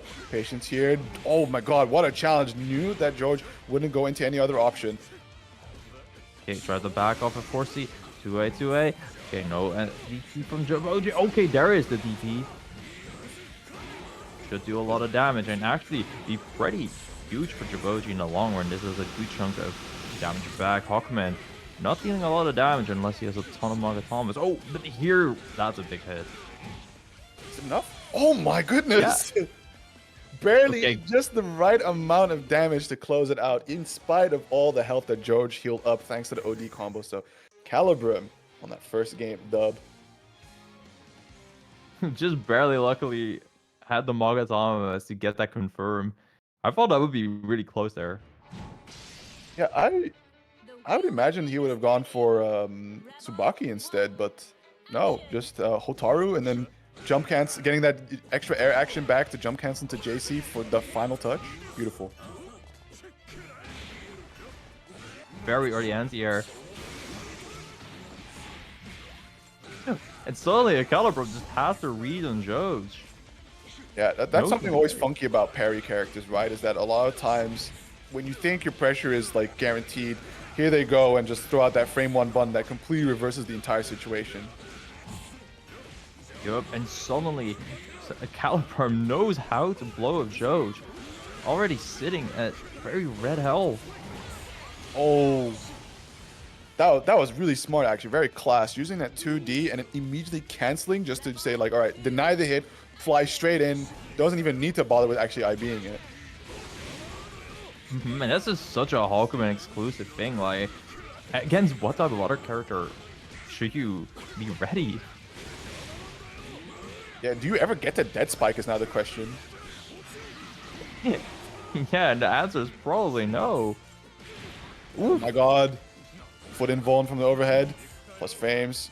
Playing it a little slower here, trying to see if George would DP on the plus frames. Nice IB, immediately trying to call for the challenge, but there we see Calibrum break away, trying to get a bit of squeeze position. Awkward. That was a bit awkward, but still. Yeah, you probably wanted to just dash in there, but or get the hit, but Joboji just a little too high. And that was super awkward all on a Calibrum's end. Joboji making very good use of the fact that the Calibrum not ready to really convert all these weird situations. Certainly. Now both players with their burst available, we already see Calibrum being nice and aggressive, sitting at no or one Magatama now, always playing again very close to the edge. Good conversion here. What's for the mid-screen pickup? Do we have these this time? Yeah, ends in a DDP ender. Oh, but immediately the press there from Calibrum says, I know you're going to try something, especially at that range, and I'm going to call it out. And there it is. That setup is beautiful. It's so crazy that Joe just killed that spike. The Calibrum really known to counterplay and almost tried to have bait that burst, but yeah, that doesn't always work using OD like that. Cool as it would be. Option he tried there might have been Agito, but getting chucked down here by George. Good grip of damage, nice recovery, and just a walk-up throw. That's the other thing as Huckman. You don't have a reversal that can deal with just them walking up and throwing you. Yep, and suddenly a Calibrum really on the back foot shows. Even though the dead spikes haven't been working, knows how to rush down and even get a lot of frozen, making Joe's even take this round. Insane. Yeah, definitely very nicely done there. It has been a bit of a challenge for Calibrum to find the hits necessary, and especially constantly spending a whole lot of Magatama means that your damage is going to be fairly capped out, right? Still, spending the meter for Hawkman is going to do a nice amount, but not the high amount that we've come to enjoy on this character a lot. And Calibrum really down backing a lot, and Joboji was just like, okay, sure, yeah, I'll get in. Yeah, Calibrum doesn't know how to kind of intercept Joe's on offense. That was what I'd say, but Joe's introducing this 6B into the equation makes a Caliban not feel safe. Oh, very nice. There we go. Starting to use that 5A to anti-air there. Kishu Enma has that body invuln to deal with Wake Up DP. The 2B tick throw. These throws have been working overtime for Joboji, man. Yeah, certainly. I think that's where his biggest hits have been coming from, is just these throws where either he's calling out parry attempts or just the Calibrim sleeping at the wheel. Nice big opener. Is it enough to kill? Has RC to maybe close out for final hit? No, just wants to go for one last interaction. Baits out the throw tech attempt there from Calibrim and puts himself on set point. I like going for that J8 there. You react like, oh, just in time. Okay, shit, I gotta press a button ASAP. J is the fastest thing I got.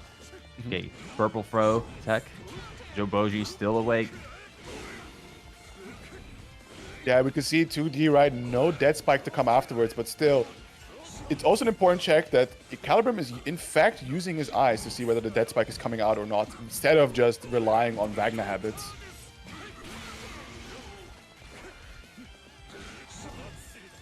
Emma, yeah, not quite getting the pressure after the. That is the thing about command. When you don't have a lot of Mogatomas, there's not too much pressure after Emma. Certainly. +1 on block. Using the barrier to push away. Nice. Runs up with a load this time, so no invuln for Kishu to be able to deal with that. Brings him all the way back in towards the corner. Look at the meter to play with here. Has to watch for this parry, but my goodness, what a call out. Yeah, Rog on the Hades is already bold, but Calibrim responding with the 5A, very, very sick stuff. 2A into 6B. Oh, and there it again. Kishu Enma denying the use of Wake Up DP. Good anti-air. Unfortunately, didn't jump cancel right enough to get the pickup. RC to guarantee the corner pressure. Does immediately find the overhead. Is it enough to kill? Shouldn't quite be just yet. One final interaction here for Calibrim. Goes for the Yukikaze. Doesn't get the punish on it. The burst is coming up very soon, but 5D, it hits so high, and Calibrim is not ready for it. Joj taking it 2-1 and sending Calibrim down. 5D anti-airs from Ragnar are always so funny to get, man. The hitbox is surprisingly large. And yeah, you're just not blocking sometimes. It certainly is that, and that means that Joj is going to face off against Dennis next, which means that Joj is in a position to compete for the upset challenge, right? Him being seed 15 versus seed 5 Dennis. Oh, that's true. Yeah, that is another one of the challenges that we got. And when we're speaking of money, can we shout out the match arena real quick? Please select your character. Can we? I think we can. Shout outs to Toki, man. They're consistently donating every time. Loves his blaze, but also a big shout out to Toki for I think it was a collaboration idea between him and Hoon to actually make a specialized fund to support these challenges.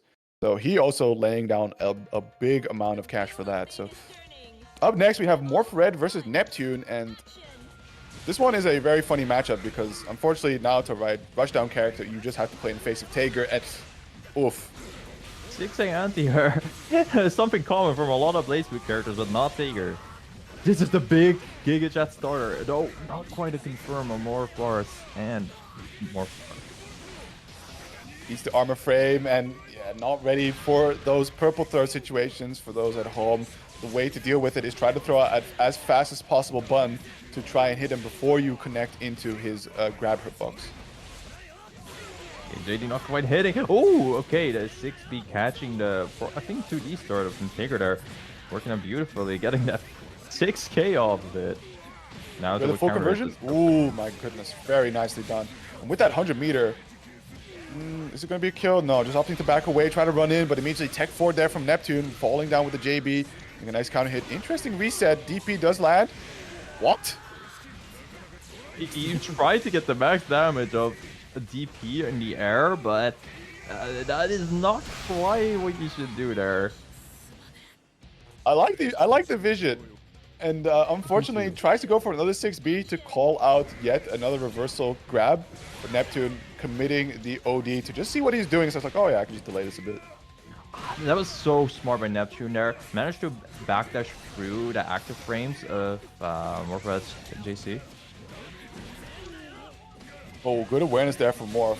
trying to go for the 3C there. Would have likely had that move whiff. Now opting to just go for a safe ender. Goes for another one here. Nice. Finds a pickup, slowly but surely working away at the health of Neptune. Depending on the start that Naoto finds, right, he's not going to do the most amount of damage. And against a healthy boy like Tager, it's going to be a lot of combos before you finally get so far. The Phantom Beam call out. That is a pretty decent answer as long as your opponent is actually like genuinely in the air and doesn't have air options, which against Tager is pretty fair. Certainly. Nice, good awareness, seeing that he's charging up. And if he would have pressed into that, that would have been an overhead that was coming out really promptly. But as Neptune stuck into the corner, trying to go for as many 5As as possible, catches out the backdash, does it again, once it finds it nevertheless, and this time in the air, so setting up for a much nicer combo. Okay, got the free K off it. Neptune now forced to block this Naruto pressure. 6A is pretty minus, but he's still respecting it. Trying to jump out. Okay, but thankfully Neptune now has this hit in for him. We'll go for the setup. Ooh, doesn't actually go for anything. And then the DP just entirely whips. See, when I say press a button, I didn't mean like that, but hey, we move. I do understand it. Like, you want to use... there's just something in your brain that wants to go for a special move like that. Tries to RC to get in there, but the run-up DP this time just sends the Hail Mary, but at least has 50 meters to make it safe in case it was blocked. But nevertheless, it worked, and Morph with the awareness to not cancel out and let that damage rock. Another interesting thing that we see here is that Morph is quite comfortable to just play in Neptune's face. Before last time we've seen this matchup, I believe, was a Sugi playoff against one of the Tagers. Might have been Nessica, but instead his preference is just to also concede and play around drive more often. Definitely also an understandable thing. But okay, Neptune starting this round off pretty insane with the fatal counter JC. Yeah, good conversion.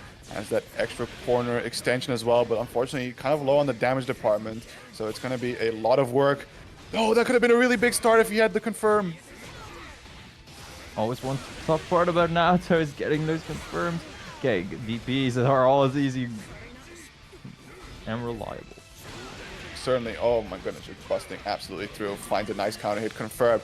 Goes for the absolutely fancy smashy pickup here. Trying to crank out as much damage as possible. Look at that, 3.6, 3.8, 3.9. Needs one final touch. No tech into, actually tech into the air. Falls down with the JA. Should be a nice side swap. Still not quite the kill for Neptune. 2D? I mean, it works against the Voltic charge because you can hit him with lows, but wow. When you see a micro dash like that on 2D, it might have been a misinput. I think it was a DP input that was just missed. And a Taker driver into Gadget Finger into another one. Throw loops. Yo, in my place loop. Yeah. OD Naruto, those drives charge up fast. Unfortunately. They do. Yeah, wasn't quite ready for the pickup afterwards, falling straight into Neptune's very reset savvy hands, and it's going to be equal on the round. Still, Morph is on that set point. Let's see how he tries to approach here. Backs off a bit, and the JD, huge hitbox. The Taker, a huge guy, so pretty likely to hit. And with the counter hit of it, he gets so much damage and corner carry off it. Opting to not end the DP ender, right? Wants to secure a much safer sort of Oki, but this time a little bit more variable. Just press that 5A, lets it rip. No fear. 5C does connect. Meets him in towards the air. Tried to burst bait. He's got a barrier as well, trying to just bait out the burst from Neptune, but Neptune did a late, but Morph knows how to retaliate back. Has that insane life lead and manages to take it 2-0 over Neptune. Very well done. Yes, absolutely. So now Morph going to be sitting in that loser semis as we are waiting for Dennis versus Joj coming up next. And again, a reminder, it's going to be a challenge or applicable match for a challenger, for one of the challenges, right? The upset challenge. Dennis, seed 5, Joj on that seed 15. So if Joj does win this, there's a good chance of a little special something extra sprinkled on top. Who's that Blaze Buku and get you rich, man?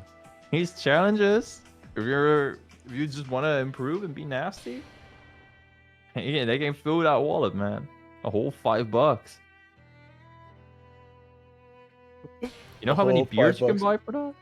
For True. each I mean, oh, challenge. well- And you can do multiple challenges per tournament. Select your character. Definitely. Ooh, you can stack. Ooh. You can stack these challenges. Let's see. How would you go about stacking these? You have, of Me? course, the upset challenge.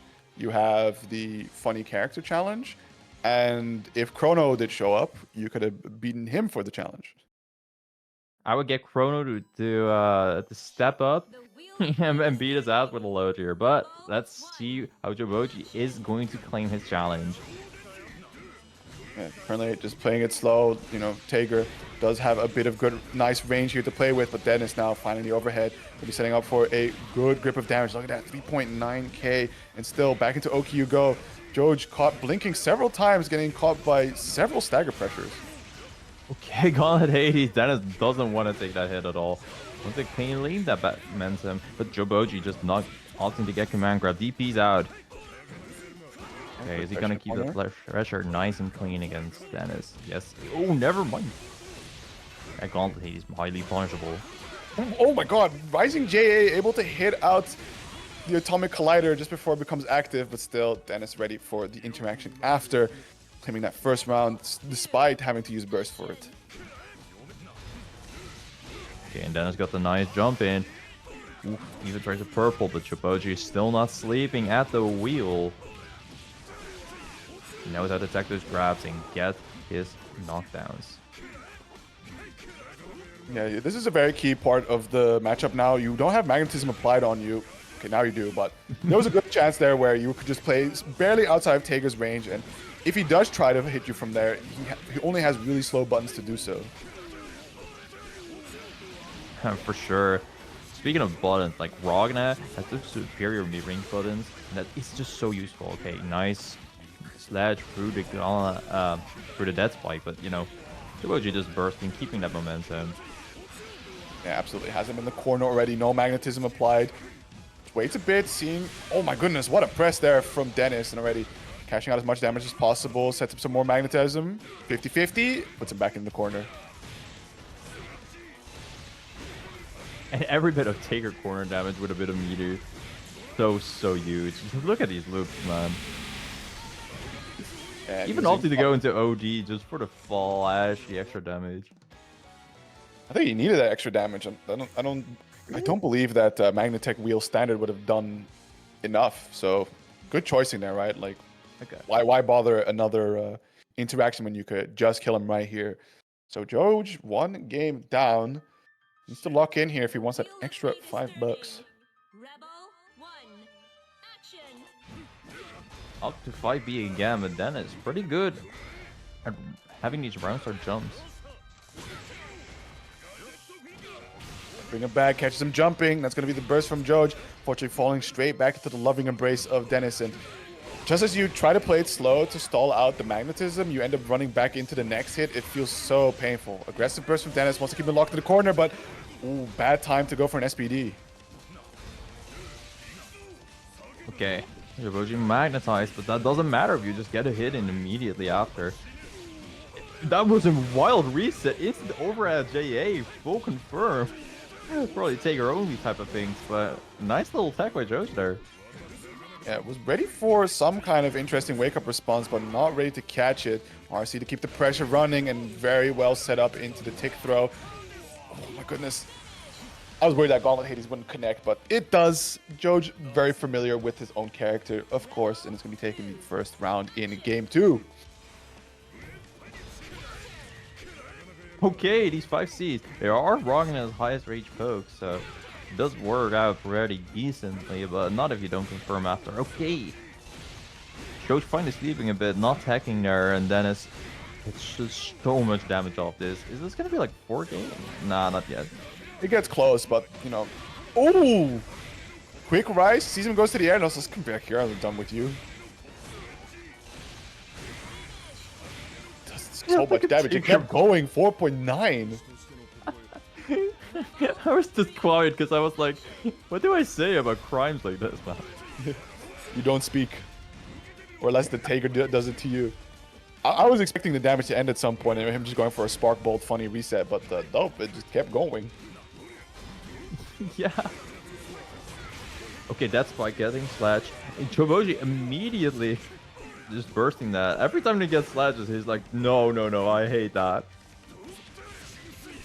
I understand it. Doesn't want to give... Oh, a slight hiccup there. Might have caused a drop, but still, Gauntlet Hades able to get the pickup. Could be a good grip of damage, as well as we're slowly recovering some of the health he spent earlier in the round. Oh, Dennis really ready with all the overhead blocks there. Good stuff by him. Atomic Collider, and he catches Doge in the corner. Yeah, I'm surprised that was the route he went for. Could have definitely been some massive damage thanks to that 2C counter hit. RC for the extension, and Dennis still just kind of sitting there being like, no, this is okay. I don't need to burst. No problem. Okay, yeah, now you have to burst. For sure. This is definitely the burst point. Okay, and now you're magnetized. Dennis still has one chance, but it can be done. Oh, I was about to say can be done very fast, but it can also be done fast in Joboji's end when you get that 2B. Very good stuff by them. Now it's 1-1. Yeah, caught them trying to fuzzy guard there. I believe we saw him quickly flash up and down, but not fast enough. And it's definitely a lot solid round. I think Joj, the last 2 matches he's played, has had a really annoying time where Dead Spike has consistently been called out by unique options of his opposing character. That makes sense. Yeah, so you don't get the guaranteed ender there that you normally are used to receiving. Joe's magnetized now. Trying to kind of jump out. Oof, okay, yeah, the armor there did manage to kind of go for Joboji's attempt to hit Dennis. Ooh, interesting route. Unfortunately, blue beat opts to back away straight away, but the backdash caught out there by the Spark Bolt. It's going to be a nice bit of damage. Look at that, 4K. Safe jump, has RC to make it safe. Not ready for the follow-up. I can't take a crouch onto that. I've seen Dennis not do that, so either a lack of knowing that or just simply not afford. Yeah, you can just crouch onto it. He can crouch, yeah, for sure. Sometimes you're just not ready, I guess. And that's fair. What's also fair is just damage. Sager really struggles getting in, so he needs it. Definitely, absolutely needs 13k health. Full invul, not frame 1, thankfully. SPDs and damage out of his gourd. It's EU's charming little grapper we see every bracket. Okay, Charming magnetized. is a statement for sure. Okay, Joboji keeping it very simple in terms of pressure. Dennis anti-airing him though. But okay, Joboji getting right back in. Up to pop the ODR, wants to crank out as much damage as possible. Goes into Devoured by Darkness. Gonna be a good grip as well as a nice chunk recovered. Exceed Active Flow is available. Goes for the quick rise. Oh my god, it's screen freezing a little bit, but Dennis able to navigate through this, find the resets, sets down the knockdown, has 100 meter to play with. 50-50, what side we're landing on? Doesn't matter. Yep, doesn't matter Already against dead. Tiger on Oki. It's always nasty to guess. That is one way to go out. You had such a killer momentum, and then you get put into 2 funny command grabs. It's like, oh, see ya. Especially with that Ragna health as well. Like, you don't even have that much to gamble with. Yeah, certainly. You at least have the lifesteal, but hey, listen, if you never manage to hit those drive moves, it's not going to work out. So unfortunately for Joj, it's going to be the end of his run, and sadly not being able to cash in on that challenge. So still a good performance nevertheless, right? A consistent top 8 finisher, especially this time top 6 no less. So solid performance. And it will be Dennis facing off against Morphred later. Right now, we're going to shoot our gaze back over to our winner's side as we're going to have Nessica versus Chakes coming up next. Yep, our winner's finals match is going to be first to 3. So that is a bit different than so far around. Both players are going to get a bit more time to adapt to each other. And what I'm curious to find out is if Nessica is going to stick to the new for the challenges, or if he is just going a different character each round, like he has been doing multiple times. Yeah, it entirely depends on if he is in it for the challenge or not, like you said, because I believe it is fully character lock. It's not just like pick any of these funny characters that are on this list at any time. It's no, pick the one, stick to it, and let's see those VODs. Exactly. So if it Maybe is that's- going to be, yeah, if it is going to be the for the challenge run, right, where Nessica picks up Nu into Tsubaki, what are your thoughts on that, Zidane? Well, Nessica is perfectly perfectly fine on multiple characters, so he can definitely claim multiple of these challenges, and it will be fun as an incentive to see him go multiple characters. But it could also be nice if he wants to give maybe the spotlight to Shakes getting like, a win or something, you know? Like, yeah, I'm gonna wait until Shakes gets ultra nasty on the Tsubaki until I try to win with Tsubaki. New Tsubaki. Oh, this looks like it is going to be for the challenge, as a matter of fact. So Nessica sticking to the new run, and actually, I'm not.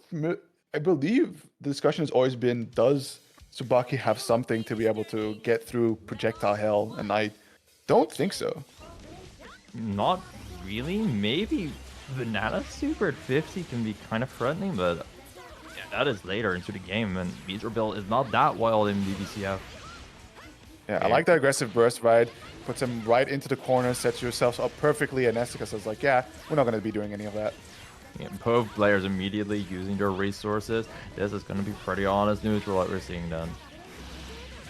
Beautiful anti-air gravity seed, making it a real big challenge for Shakes to approach inwards. Nice. RC on RC extending the pressure there. Shakes really wanting to turn back. Yeah, just absolutely blowing up habits here with those RC points, and nope. Okay, Banana Super doesn't work. You get fatal counter from full screen. We now know. Yeah, earlier we saw him trying to absolutely send it in, but the sickle coming in just in time, opting to just no longer block it out, gets chip damage, and that's the first round going towards Nessica. Still, being relatively untouched the previous round means that he got next to no recovery on his burst gauge, and this starter is going to matter a lot. I was worried a second he was going to put him back into the corner, but it's okay. Shakes knows his routing. Yeah, it does look a little wacky with the multiple side switches. Ooh, good awareness by Nessica. Like Shakes was about to cross up, and also great blocks in the overhead. Just seeing some basic drive pressure here. Oh, and gets hits by the overhead when trying to walk forward. Unfortunate. Yeah, definitely being hasty into Nu is where she finds her little hits, because what she has sickles, she has the sickle to come out, which is the low. She has her her overhead drive to catch you while crouching, and other than that, I don't think the drive actually does chip damage unless she's an OD. Oh no, it shouldn't. Okay, 5D once again working out well. Shakes is just getting caught very often, and look at that barrier gauge as well. Nessica can maybe even go in and cross trigger is what I would say, but definitely not necessary. And ooh, what? Yeah, that's what I figured, is that at the 50-meter point, right, you try to go Banana Super in, but if he has his own 50-meter, he can just Legacy Edge to clash it, and you end up losing out in the end. Still, had 100, try to go in twice, does find the dive kick, and Nessica says like, oh, that's cute, go back. Let's do that again. Oh, the OD makes so much hit stun randomly on Nu. I'm not sure which move that even was, but Shakes was sure ready for it. Look at his combo, man. It's enough to kill, however. Well, Nu doesn't really have health, and this was an OD super, so I was about to say for sure. And we definitely saw that it was. Fair enough. I mean, that's kind of how these rounds sometimes can go on Nu. You have a great time just constantly harassing them, just throwing these drives at their face, but you mess up slightly, and the character doesn't really have any sort of defensive options to escape. Absolutely. Shakes has been kind of caught in the error by a good chunk of Nessica's drives as well. Nessica really knowing how Shakes wants to approach, and right now just sitting at a perfect amount of health as well, so yeah, the walling off has been going well. Oh, almost sets up with the reset. Decides to air block it, and here's the chance for Chakes. Has to make absolutely all of it count, but the burst is coming back up for Nessica. Look at him, already trying to bait it, right? Understands that one slight mistake, and he goes back to full screen, and it's going to be all Nessica after that. Both of them have that 50 meter available. You see him IBing, build a lot of meter, but he can't IB the command grab. RC's for the extension, trying to lay on as much damage as possible, looking to take this round. OD pop. Yeah. And that made the super save as well. Shakes just being pushed back so incredibly far and tries to go back into Nessica's face, frustrated at the fact that that super was entirely safe. That was only game one. Holy, and we got possibly 2 more of these. That is just how the new life is. It's gonna be a bit of a slow drag, but and you need to play dang near perfectly, but if there is one person that can do it, it's Nessica. I'm so glad this character does not do damage anymore. You don't learn. You don't really want the times of top tier new and Articuno back. What? No, I'm good, thanks, G. And Shiki having a hard time figuring out where these projectiles are coming from and what the property is. The anti-air not going to quite connect, so there's a chance, but immediately the mash out from Nessica says, that's cute, time's over. Oof. Shiki getting hit by a low there into a full short super and seeing 3k from new, not something we often see so far. Oh, definitely. I mean, did have to super for it, so it's always at a cost. Final interaction, good block so far, but still, Legacy Edge is going to come out. The situations get trickier. Backs away, maybe tries to see if he would take to the skies, but no, Shiki just standing there blocking and ultimately just gets tagged. And that's just being the issue with Shiki. He doesn't know when to get back in, when it is the time that Nessica will truly end, when he's going to set up. He switches it up so fast, and Shiki just forced to hold all of it. Yeah, look at him. Even if Shiki is giving him the space, he says, like, we need to be a little bit closer, because ultimately I do need to just kind of try and push you to the corner somewhat, so there is more screen space for me to retreat to. Yeah, even tried to OD to try to get the stocks to help him get back in, but it's just not working. Nessica lands a raw Legacy Edge, and that gives him the game. 4.9k as well, but that was like pretty much max resources. We saw him go into overdrive, into active flow as well. Mm-hmm. There's definitely worse ways to spend all your resources and do no damage. That's absolutely true, but we won't see that often from new. Oh my goodness. Not what Chase was ready for. Normally, you see moves like, oh, I have to run in. They're going to back away. And finally, Nessica says, okay, enough of that. Time to completely shake up the entire structure of how I'd want to open up. Yep, you don't expect Zoner to get back in your face like that. It was all a bit weird. And those 6Ds, man. Yeah, OD's back. Yeah, opting to just super. Doesn't want to have to deal with any sort of whiff cancels from Tsubaki. Keeps her at a distance now. Banana super, it does connect. There are no resources on the side for Nessica to escape. Oh, I think it should be a huge starter. That was a raw drive confirmed from Tsubaki. Yep, 4k. Good stuff. Nessica not ready for the 6A overhead as well. Look at that red health bar gauge on Nessica's end. Shakes got one opportunity and really makes the best out of it. Wow, that really just pushes you back, huh? So, Pop's full OD. Wait, is it safe? Never Oh mind. my It wasn't the ODR worked out. What the? Okay. Well, at the very least, right, both of them going into the next round with the same burst gauge. But, damn, that was some spaghetti. Okay, raw 6B. Does lead to a full conversion on Tsubaki's end to the 7k without any stocks. Is pretty nice for her. Ooh, what do you see there? Interesting choice. Just trying to push block away, but on the challenge attempt with the 2B, get hit by the overhead there. Oh! Huge backdash through the crush trigger, and Shakes just so not ready that Nessica was like, okay, sure, I'll take back screen control and my command dash. Why not? And no tech, just keeps the combo running as much as possible, but unfortunately tech forward Jessica having to burst here, putting in a really dire situation. Opposite not Legacy Edge. I think was too busy setting up the Luminous Slave. The Gravity Seed kind of messing up with the combo, and Shakes can drop out and then instantly hit Nessica with the fat little Tsubaki button. I think it's a very intentional Gravity Seed setup because we see this combo a lot on Lambda as well, so that they just run under, use the 6A, which can hit slightly behind, so that sets up for the side swap. Yeah, I get it. It looked like he did expect him to go further though, but yeah, it's fine. You respect the immediate ODR pop there from Chakes, right? Is this close to Nessica? Might as well do what you can to maintain that position, because otherwise you're back here in this projectile hell. Managed to kind of navigate through the projectile hell though, but Nessica instantly using a command dash, and again, it just works out so well. People don't really play against New. It's a little different than Lambda, and as such we see this matchup unfamiliarity being abused incredibly well.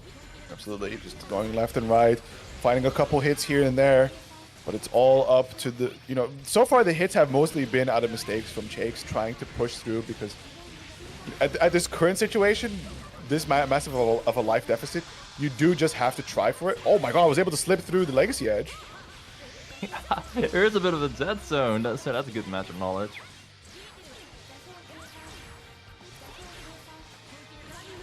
Okay, jumping in with that barrier. Ended up working out pretty well, and this is your one opportunity to make it all count, Shakes. And Brody has him in the corner. What's going to be the mix-up this time? Stagger pressures, trying to IBFD, but fortunately to no avail. Receive. Not getting hit. Oh, nice 6-8. Nessica still just down back. Shouldn't quite be killed just yet, so one final touch here for Chakes to make it happen. Block out, counter assault used, tries to tech forward for the button. Has the option to the Banana Super just to force the way in, but is able to deploy the Gravity Seed in time. Not quite ready to confirm the Banana Super as well. Oh my goodness!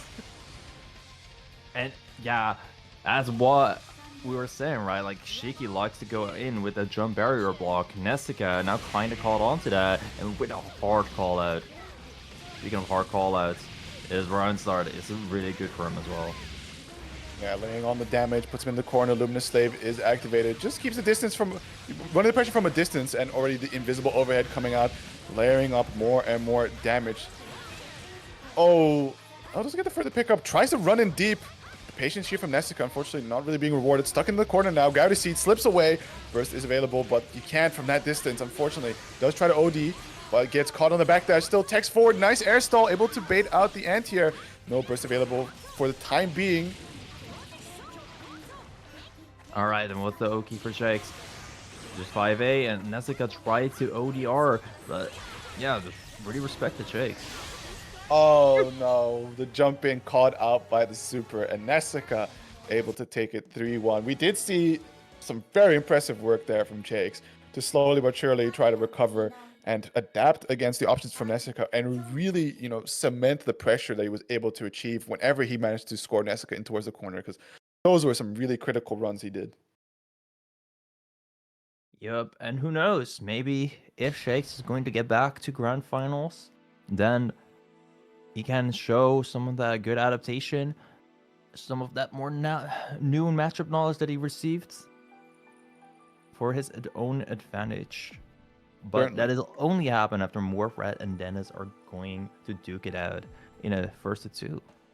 And our last first of two of this evening, no less. So, as we know, the progression will go Morphred versus Dennis. Winner of that will face off against Chakes, who will both face off for a chance at Nessica in Grand Finals. Nessica sitting in that winner's side of Grand Finals, of course, means that he has that protection, needing to only win 3 games instead of 6 compared to the loser coming in later. First, Dennis versus Morphred. So, yep, another Naruto into Taker matchup, funnily enough, for Morphred. Curious if he's going to be approaching this a bit differently, or if he's just going even more apeshit. Dennis is a bit more on the reserved end compared to Neptune, who's completely unhinged of our EU takers. Definitely really likes his spaghetti options because not only do they leave to some really funny resets, but just a whole lot of damage in general. That's this Tiger, man.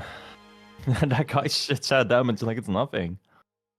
That is just Tager. Smoke cigarette.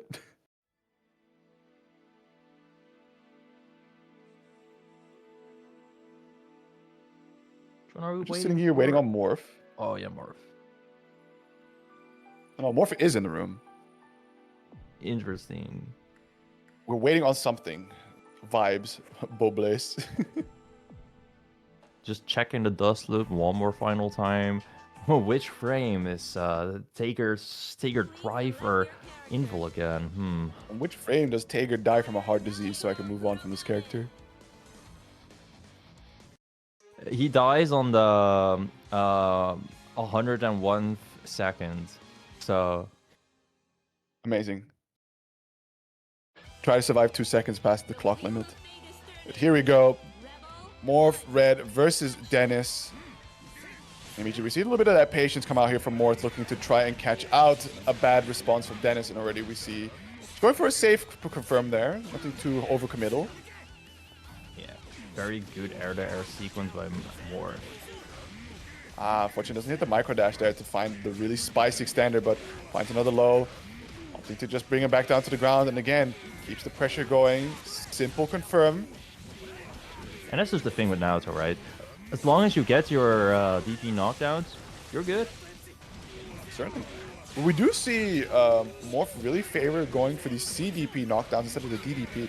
Possibly being the fact that it launches them much higher so that your 2C hits lower and you can hit the ground first and have a lot more time to run your Oki. Pretty interesting matchup stuff. Probably doesn't want to get figure any form of time to backdash. Ooh, big 6B. I'm not sure what it pressed, but it's the optimal move to deal with low presses or grabs because it does put you airborne. And there we see that typical Naruto corner carry of any little counter hit. Or hit in general. That was a really funky round, though, that he went for. It could have been a lot greater, but c'est la vie. The 2C whiff, though, and Dennis, this is one shot he gets. Can oh, I thought for sure that would be a corner swap. I got hit, but more blocking that. Yeah, that's the entire concept behind that move is where you gonna land. Ooh, it's a mystery. Not even the Taker knows.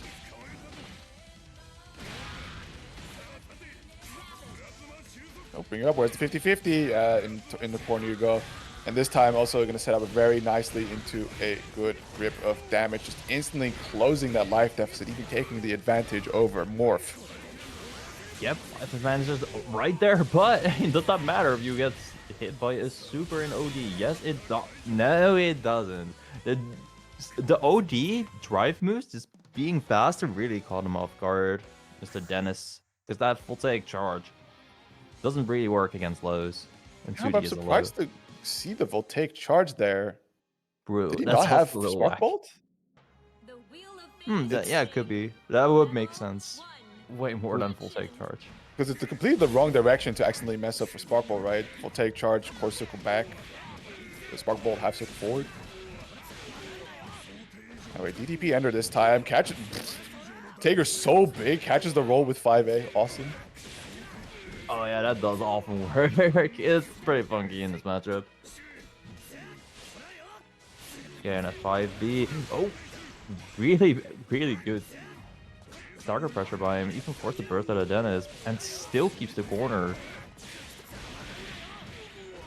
Yeah, good grip of damage is piling on the herd at the moment. Stagger pressure tries to challenge out, but a little too far away. Spark Bolt does trade and he gets a pickup, I guess. The rabbit on the 6B into not really doing anything, but just a bit of patient waiting can work out beautifully. Certainly. Still, it's Morph going to be coming out on top.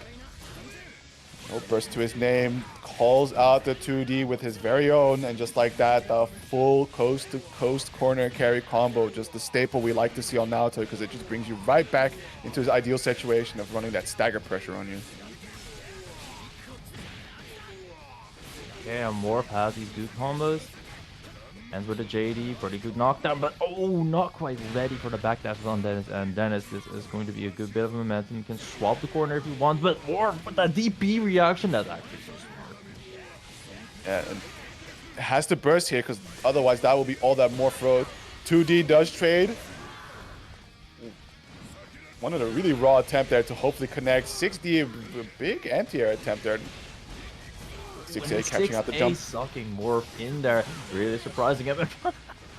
This time it works out, thankfully, and Morph is going to take it 2-0 over Dennis, moving into the loser's final spot, which means that he has successfully achieved top 3 with Naoto, one of the challenge characters. I didn't expect the purple throw setup, to be honest. I thought that was more Neptune's thing, but Dennis kind of panicking at the last moment. Morph does play insanely well, so I don't blame him. I mean, sometimes, you know, it's there for you to use as Tager, so don't be True. shy from it. But now we're in an interesting position, because here is the run back between Chakes and Morph, and it was, in fact, Chakes that sent Morph down pretty convincingly 2-0 to the loser side.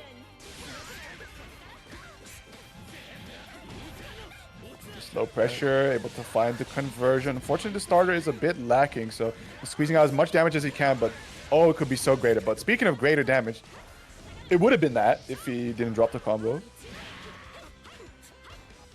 Okay, and Shakes really making good use of the pressure. Even the little drive charge he could fit in. Morph ultimately getting out and back in. OD run under, check the time. Oh my goodness! That's Wait. an insane situational awareness by Morph there.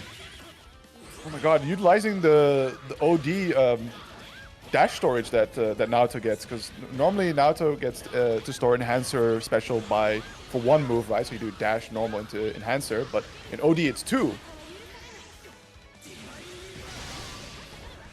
What? It works against Banana Super? Sure, but it costs you 100 meter. That was so funky. I like it though. Goodness, and if Like I like the did DP. enough damage. What we've been seeing from Morph, even in this matchup, is it's been a lot of deaths by 1,000 cuts, right? Some really low damaging combos, mainly due to the starters he's able to find, which is unfortunate. Oh, but this one is one of those good starters. Again, just the damage. I like it though. You could cash out so much more, but I don't know, either messing up the input or just opting to keep it safe and secure. That is one of those Naruto downsides. You do gotta get the dash cancels, but Morph is built different. That was an insane call out on the jump back. Deserves his 3-3K.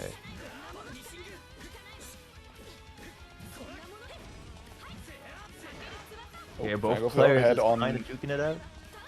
Yeah, interesting overhead choice there on an opponent that's way high up in the air. Gonna go for a really fancy combo here. Unfortunately, drops, and there's the volley button from Morph. Gonna be laying on a bit of hurt as Chase is gonna have to decide whether or not to burst sooner or later. This doesn't kill, thankfully. Oh, I understand the vision. Yeah, good burst. Yeah, there was only one way that Morph truly could have killed there, and it wasn't burst safe. Gets caught pressing on stagger pressure, and there is gonna be some good damage from Chakes, as well as 100 meter out to his name. Sets up the banana super. You're just forced to hold this. At least tries to go to the chicken block. Falls to the other side. OD to see what the situation is and punishes accordingly. Damn. Pretty solid OD there by Morph. Shakes never saw that coming.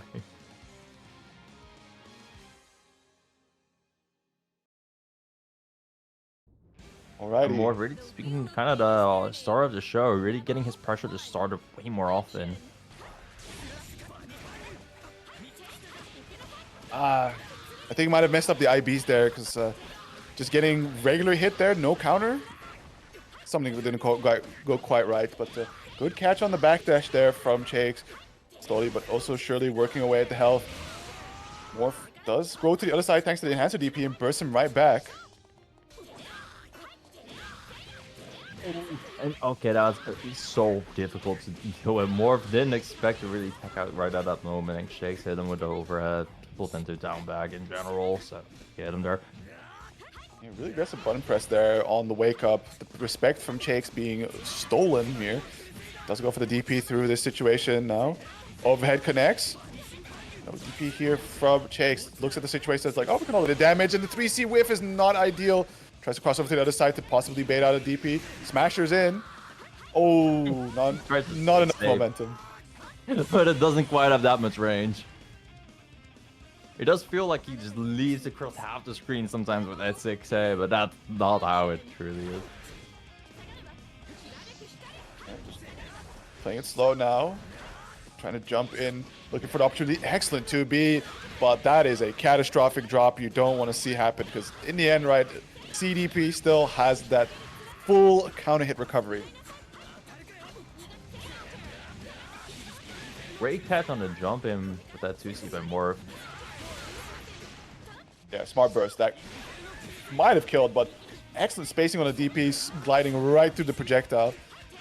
The call out on the -3, but just DPs right through, says enough of this. Tries to go for a fancy smashy little piece of mix, but I don't think Shakes has done anything to warrant that just yet. I do like the reset of Shakes there. That ran into the D was pretty good. Oh, the miss! When you see Naruto sway like that, you know they're having a bad day. But you know they're having a good day when they land a super finish. It's still frustrating, right? Because to the back of your head, you're like, come on, man, how did I drop that? On player one side, no less. On player one side, so true. Okay, the 5B clashing with the 2B. Goodness, Morph is just brawling his way through this as like, I'm not holding shit no more. I'm pressing, I'm challenging, I'm DPing through the stagger pressure. I want my dub. But Shakes not giving that to him. Pretty good whiff punish there. And oh, nice ODG pickup. Adding like 500 extra damage and a banana super. Yeah, consistently do like the idea there from Morph that in that situation, just take to the skies, make sure you start chicken blocking it so you don't have to suffer any ground pressure. But look at the barrier gauge, it's about to dangerously run out. Oh, the Smasher barely connects. Ah, that was painful. Like, Smasher could have sent him nice and safe away at full screen, right? It's plus on whiff, but it's just barely snatching the hurt box of Shakes, which means that he's stuck there. And now to have one little hit, and sure, that means it's not a ton of damage, but the corner carry is wild of that. Trying to avoid now. It's a very strange situation as the Bison slide is all anti-airs. Yeah, that second hit of the free seed does have full heading property, and ooh, great catch by Shiki there. And making sure that he gets this round and makes it 1-1.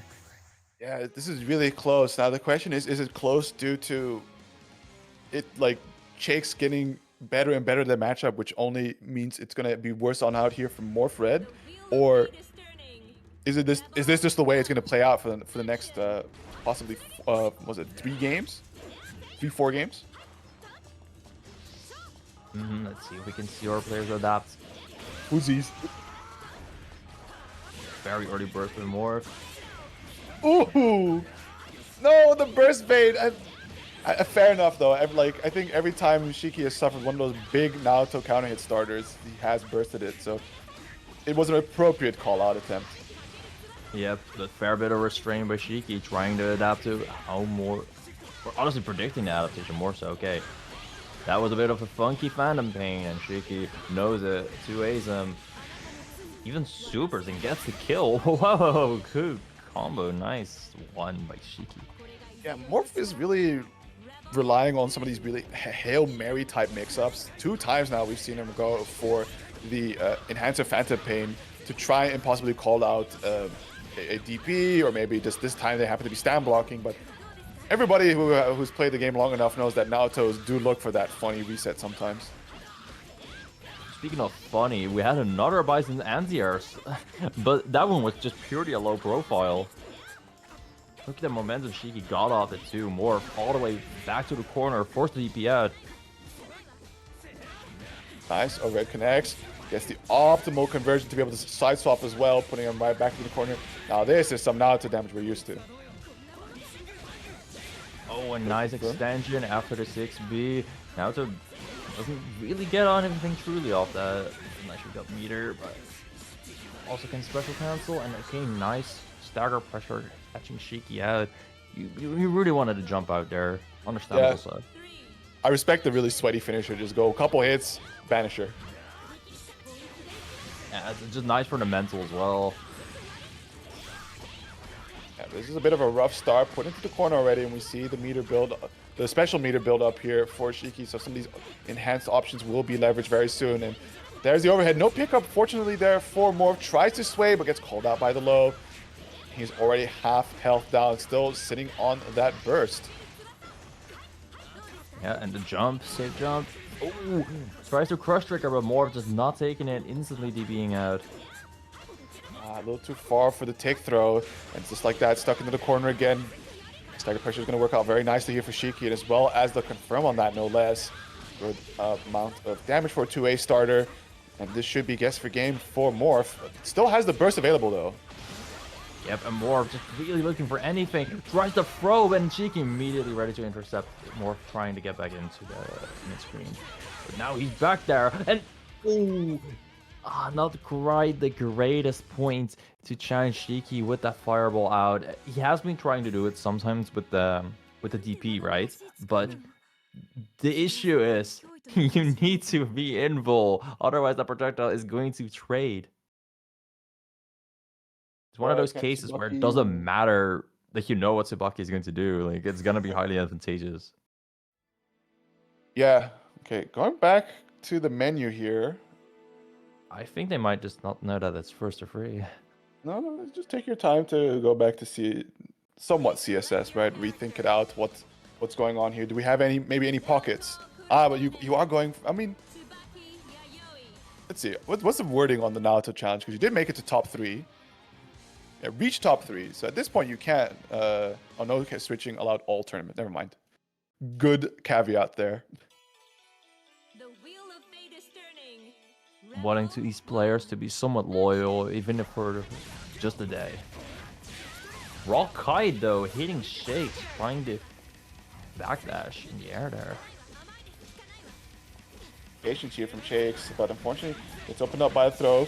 Finally, should be looking at some nice damage here for Morph. Look at that already. Gonna opt probably no, this time just cashing out as much as possible. Doesn't want to see, doesn't need sort of the extra time for Oki. Hey, and this time, beautiful call out of what Shakes wants to do. Still hitting him within that projectile, so it's fine. Oh my god, and again, walks back slowly. DP on DP violence. RC for that final pickup. We're doing. We're bringing back the Ume Shoryu. It's awesome.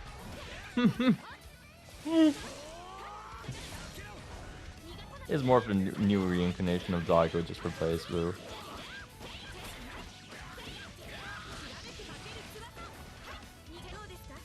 Alright, wait. Shake. Taking this. Okay, 2-2D, but yeah, if you IV it, I mean, 2-2B is just 0, right? Good question. I'm not entirely sure, but willing to challenge right and immediately challenge right after that first trade. Nice use of DP, just gets through, doesn't want to have to deal with anything. Stagger pressure is a success.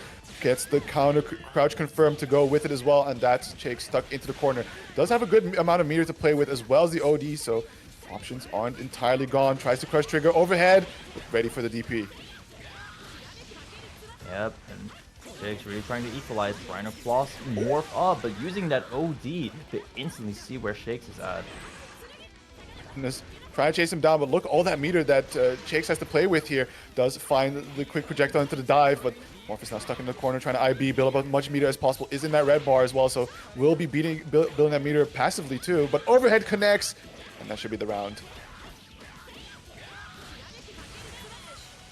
Beautiful stuff by Shakes there. Finishing and confirm off, nice and clean. Let's see what they want to do for this round start. The 5B hitting a little too high. That could have been a fantastic conversion towards the corner there for Morph, but now we're stuck here looking for another opening in mid-screen. Jumping a whole lot into these anti-airs as of late, but still able to DP through the pressure pretty reliably. Okay, ODR through the 2A, and just respecting it. Only thing you really got out of it is stocks that can be big later. You can just make your reversal safe on whiff. Yeah, that's what he wants to do. Let's see if we can get that momentum. Ooh, nice. And yeah, that is one of those privileges of Tsubaki, being able to combo off your DP. Back into the corner. That is so not fair. Excellent bait on the counter assault, but still not able to get the full pickup. Losing a lot of life here. This time, Shakes with the pickup has to be careful here. Morph has to be careful here because we're running out of health, out of options, and the tournament life is on the line. Oh my goodness, Moro just not backing down on offense. But The air to air. yeah, incredible burst on Moro. Really last moment. Oopsies. Oh my goodness. No! The enhancer Kai not reaching far enough, just plopping straight into the projectile, and that is Shakes, marking the end of Morph's run there. Still, Morph getting to walk away with the consolation prize has successfully achieved the challenge of bringing Naoto into top 3. And with this prize pool, he gets a cut as well. So, Oh, there you go. it's something. Certainly It's something. great. Well, with that, your grand finals has been decided, and it's going to be the run back between Nessica and Shakes. And of course, you know, Nessica bringing the new into the top 3 has also earned himself a little bonus on top, as well as a guaranteed minimum top 2 payout. So we'll see if he strives for that top 1. And earlier we did see Shakes definitely challenge a lot of the momentum against Nessica, right? Was able to find his way in, run some insane pressure, cash out as much damage as possible to really capitalize on a hard-fought situation to finally be, you know, face-to-face with Nessica's new. But to keep that up for 6 games, I hope so. And it could be more than 6 games as well. I mean, like, you gotta sweep Nessica if you won 6 games.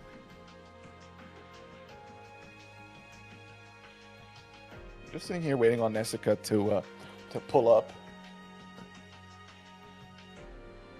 What is our challenge looking like? Has anyone else donated so after? Nope, it's just been a comfortable 75 still, you know, a hefty bag. That's definitely still more than good.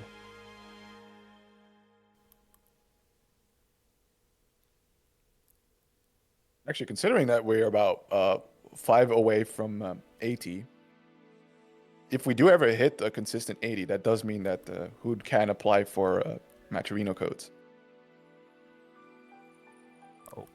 Oh, one, yeah. Just 5 dudes trying to donate a single buck for Masterina codes. And I mean, we Hey, have listen, our sponsor quests as well. that is true. It is there. It's a little bit more committal compared to just a simple claim code, but at the very least, right, you'll add on a little extra to the prize pool, and unfortunately, this is only a one-time deal per account. So once you have claimed a sponsor quest on any bracket at all on the Maturino website, you will no longer be allowed to claim those sponsors. Tsubaki Yayoi. All right, and both players are still loyal to their characters. Not a big surprise from Shakes, but Nessica could opt for something different, but feels confident in the new, understandably so. Could only opt insofar as that Action. if he still wants to qualify, of course, for that that challenge, right? Because you need to make it to top 3, and you need to stick it out with the character the whole tournament. So that means he has to win it on new. Fun little side quest, and Nessica definitely seems to be the one having fun, having all this neutral presence with new. And completely and utterly bullying Shakes from approaching. Just lovely stuff. You're just sitting here being like, isn't this a grand old time? Aren't we having fun here? Isn't this fun? Isn't this the BlazBlue you signed up for? Yeah, but she's only low tier because she doesn't deal damage, so of course he is having fun. He's playing the higher tier characters. And I'm curious if this is actually going to kill. Nessica has a lot of meter and OD. Okay, doesn't allow to do that. Just Keeps it simple. Fair enough. Yep. Just good overall screen control, and this is that situation that we've seen a whole lot in the winners final side, of course, is that when Nessica keeps the momentum up, is able to keep Jakes at his arms or like a full screen's length away, it's gonna be a tough one to make anything happen. But now, Jakes has found the hit, has put them into the corner, and it's all onto them to. Ooh, that's painful.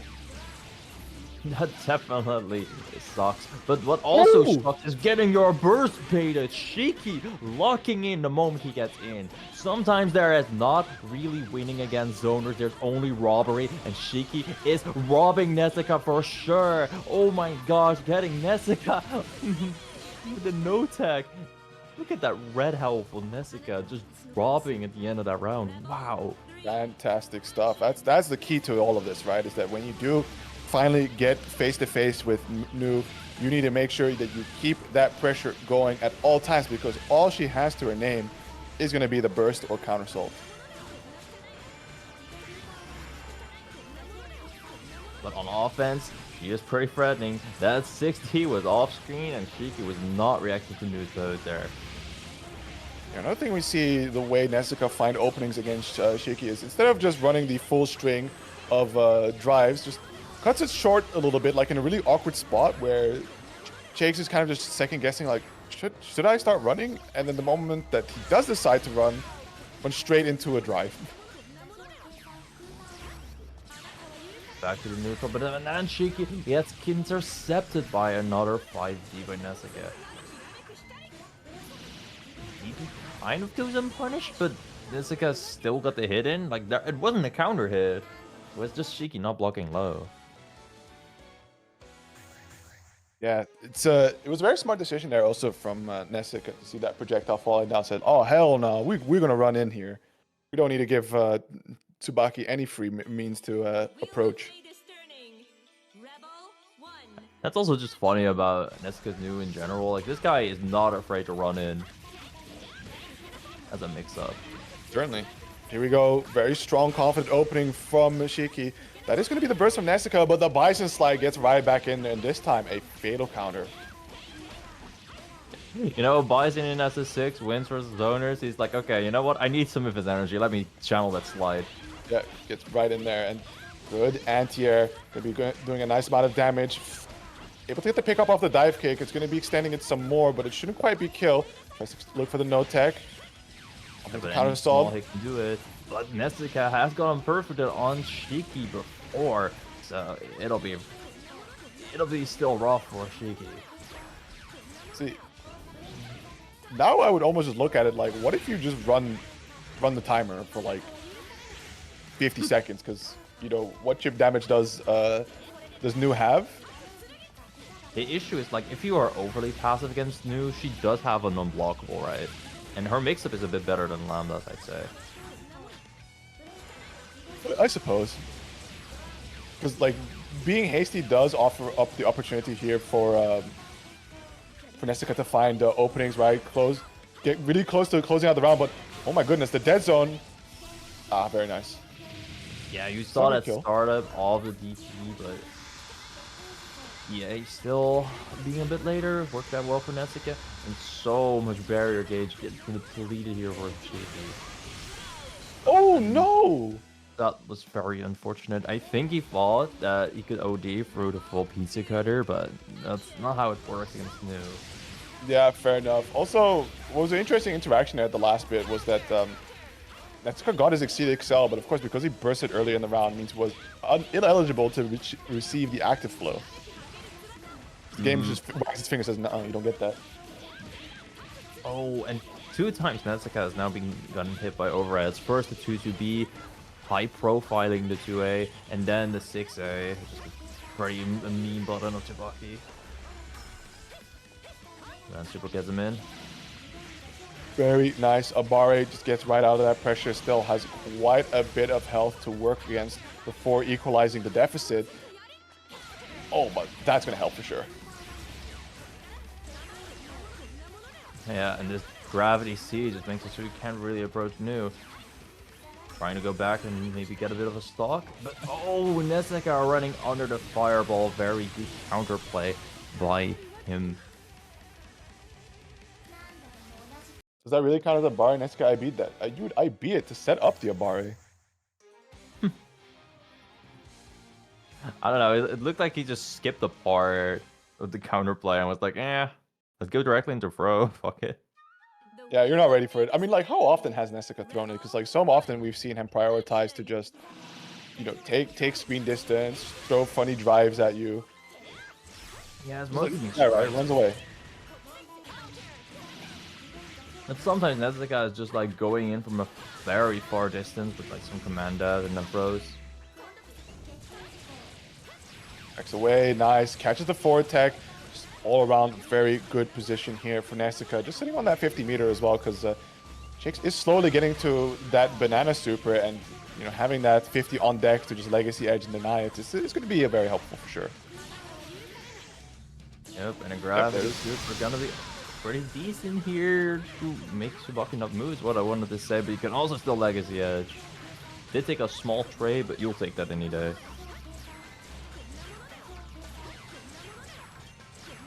Lots of swords coming out from Neseka's side. Shiki just doesn't know how to approach. Oh, yeah, looks for an opportunity to absolutely just send it, but immediately we see Nesca just take a step back here, getting really close to, once again, trying for the banana super, but it's who also has 50 meter, it's Nesca, so that's yet again not really an option. Okay, good reaction to the rapid cancel 60 by Shiki there, but ooh, a little bit too... I guess ambitious on that run in. Got hit by the sword.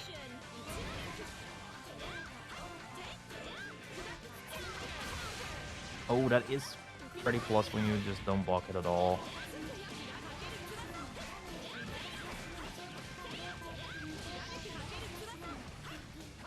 Yeah, nowadays your Ooh. premier turn to start robbing the zoner when they're in the corner with no burst and no 50 meter.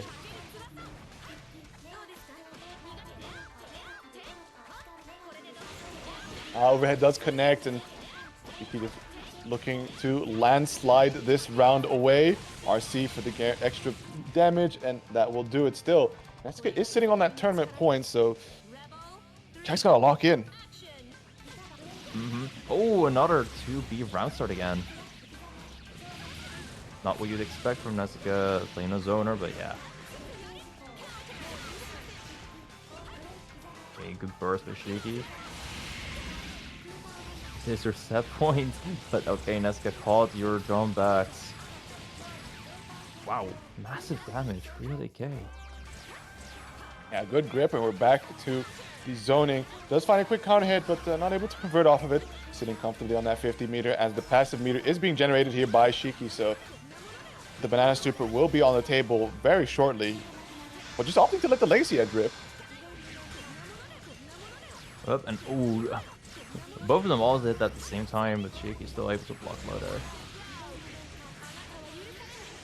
Banana super time, decides to jump block it.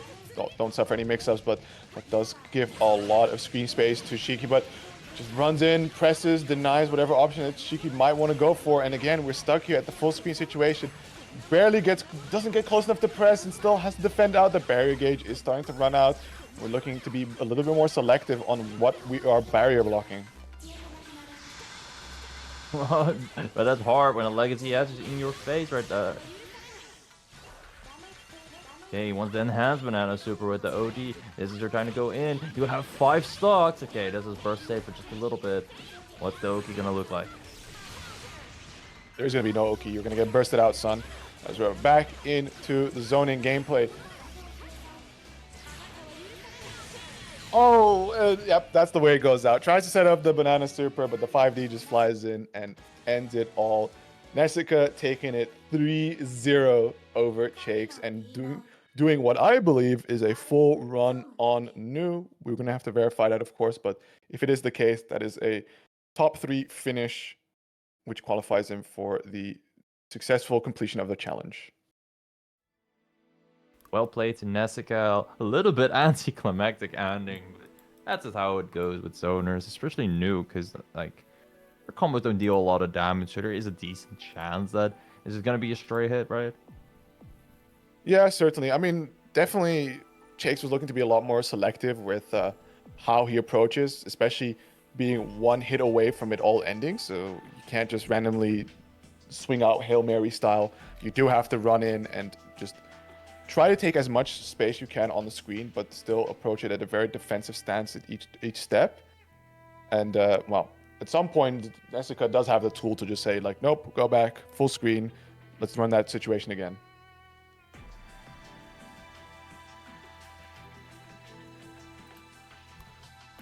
Well, that has been our how many edition? I kind of lost track again. 22nd.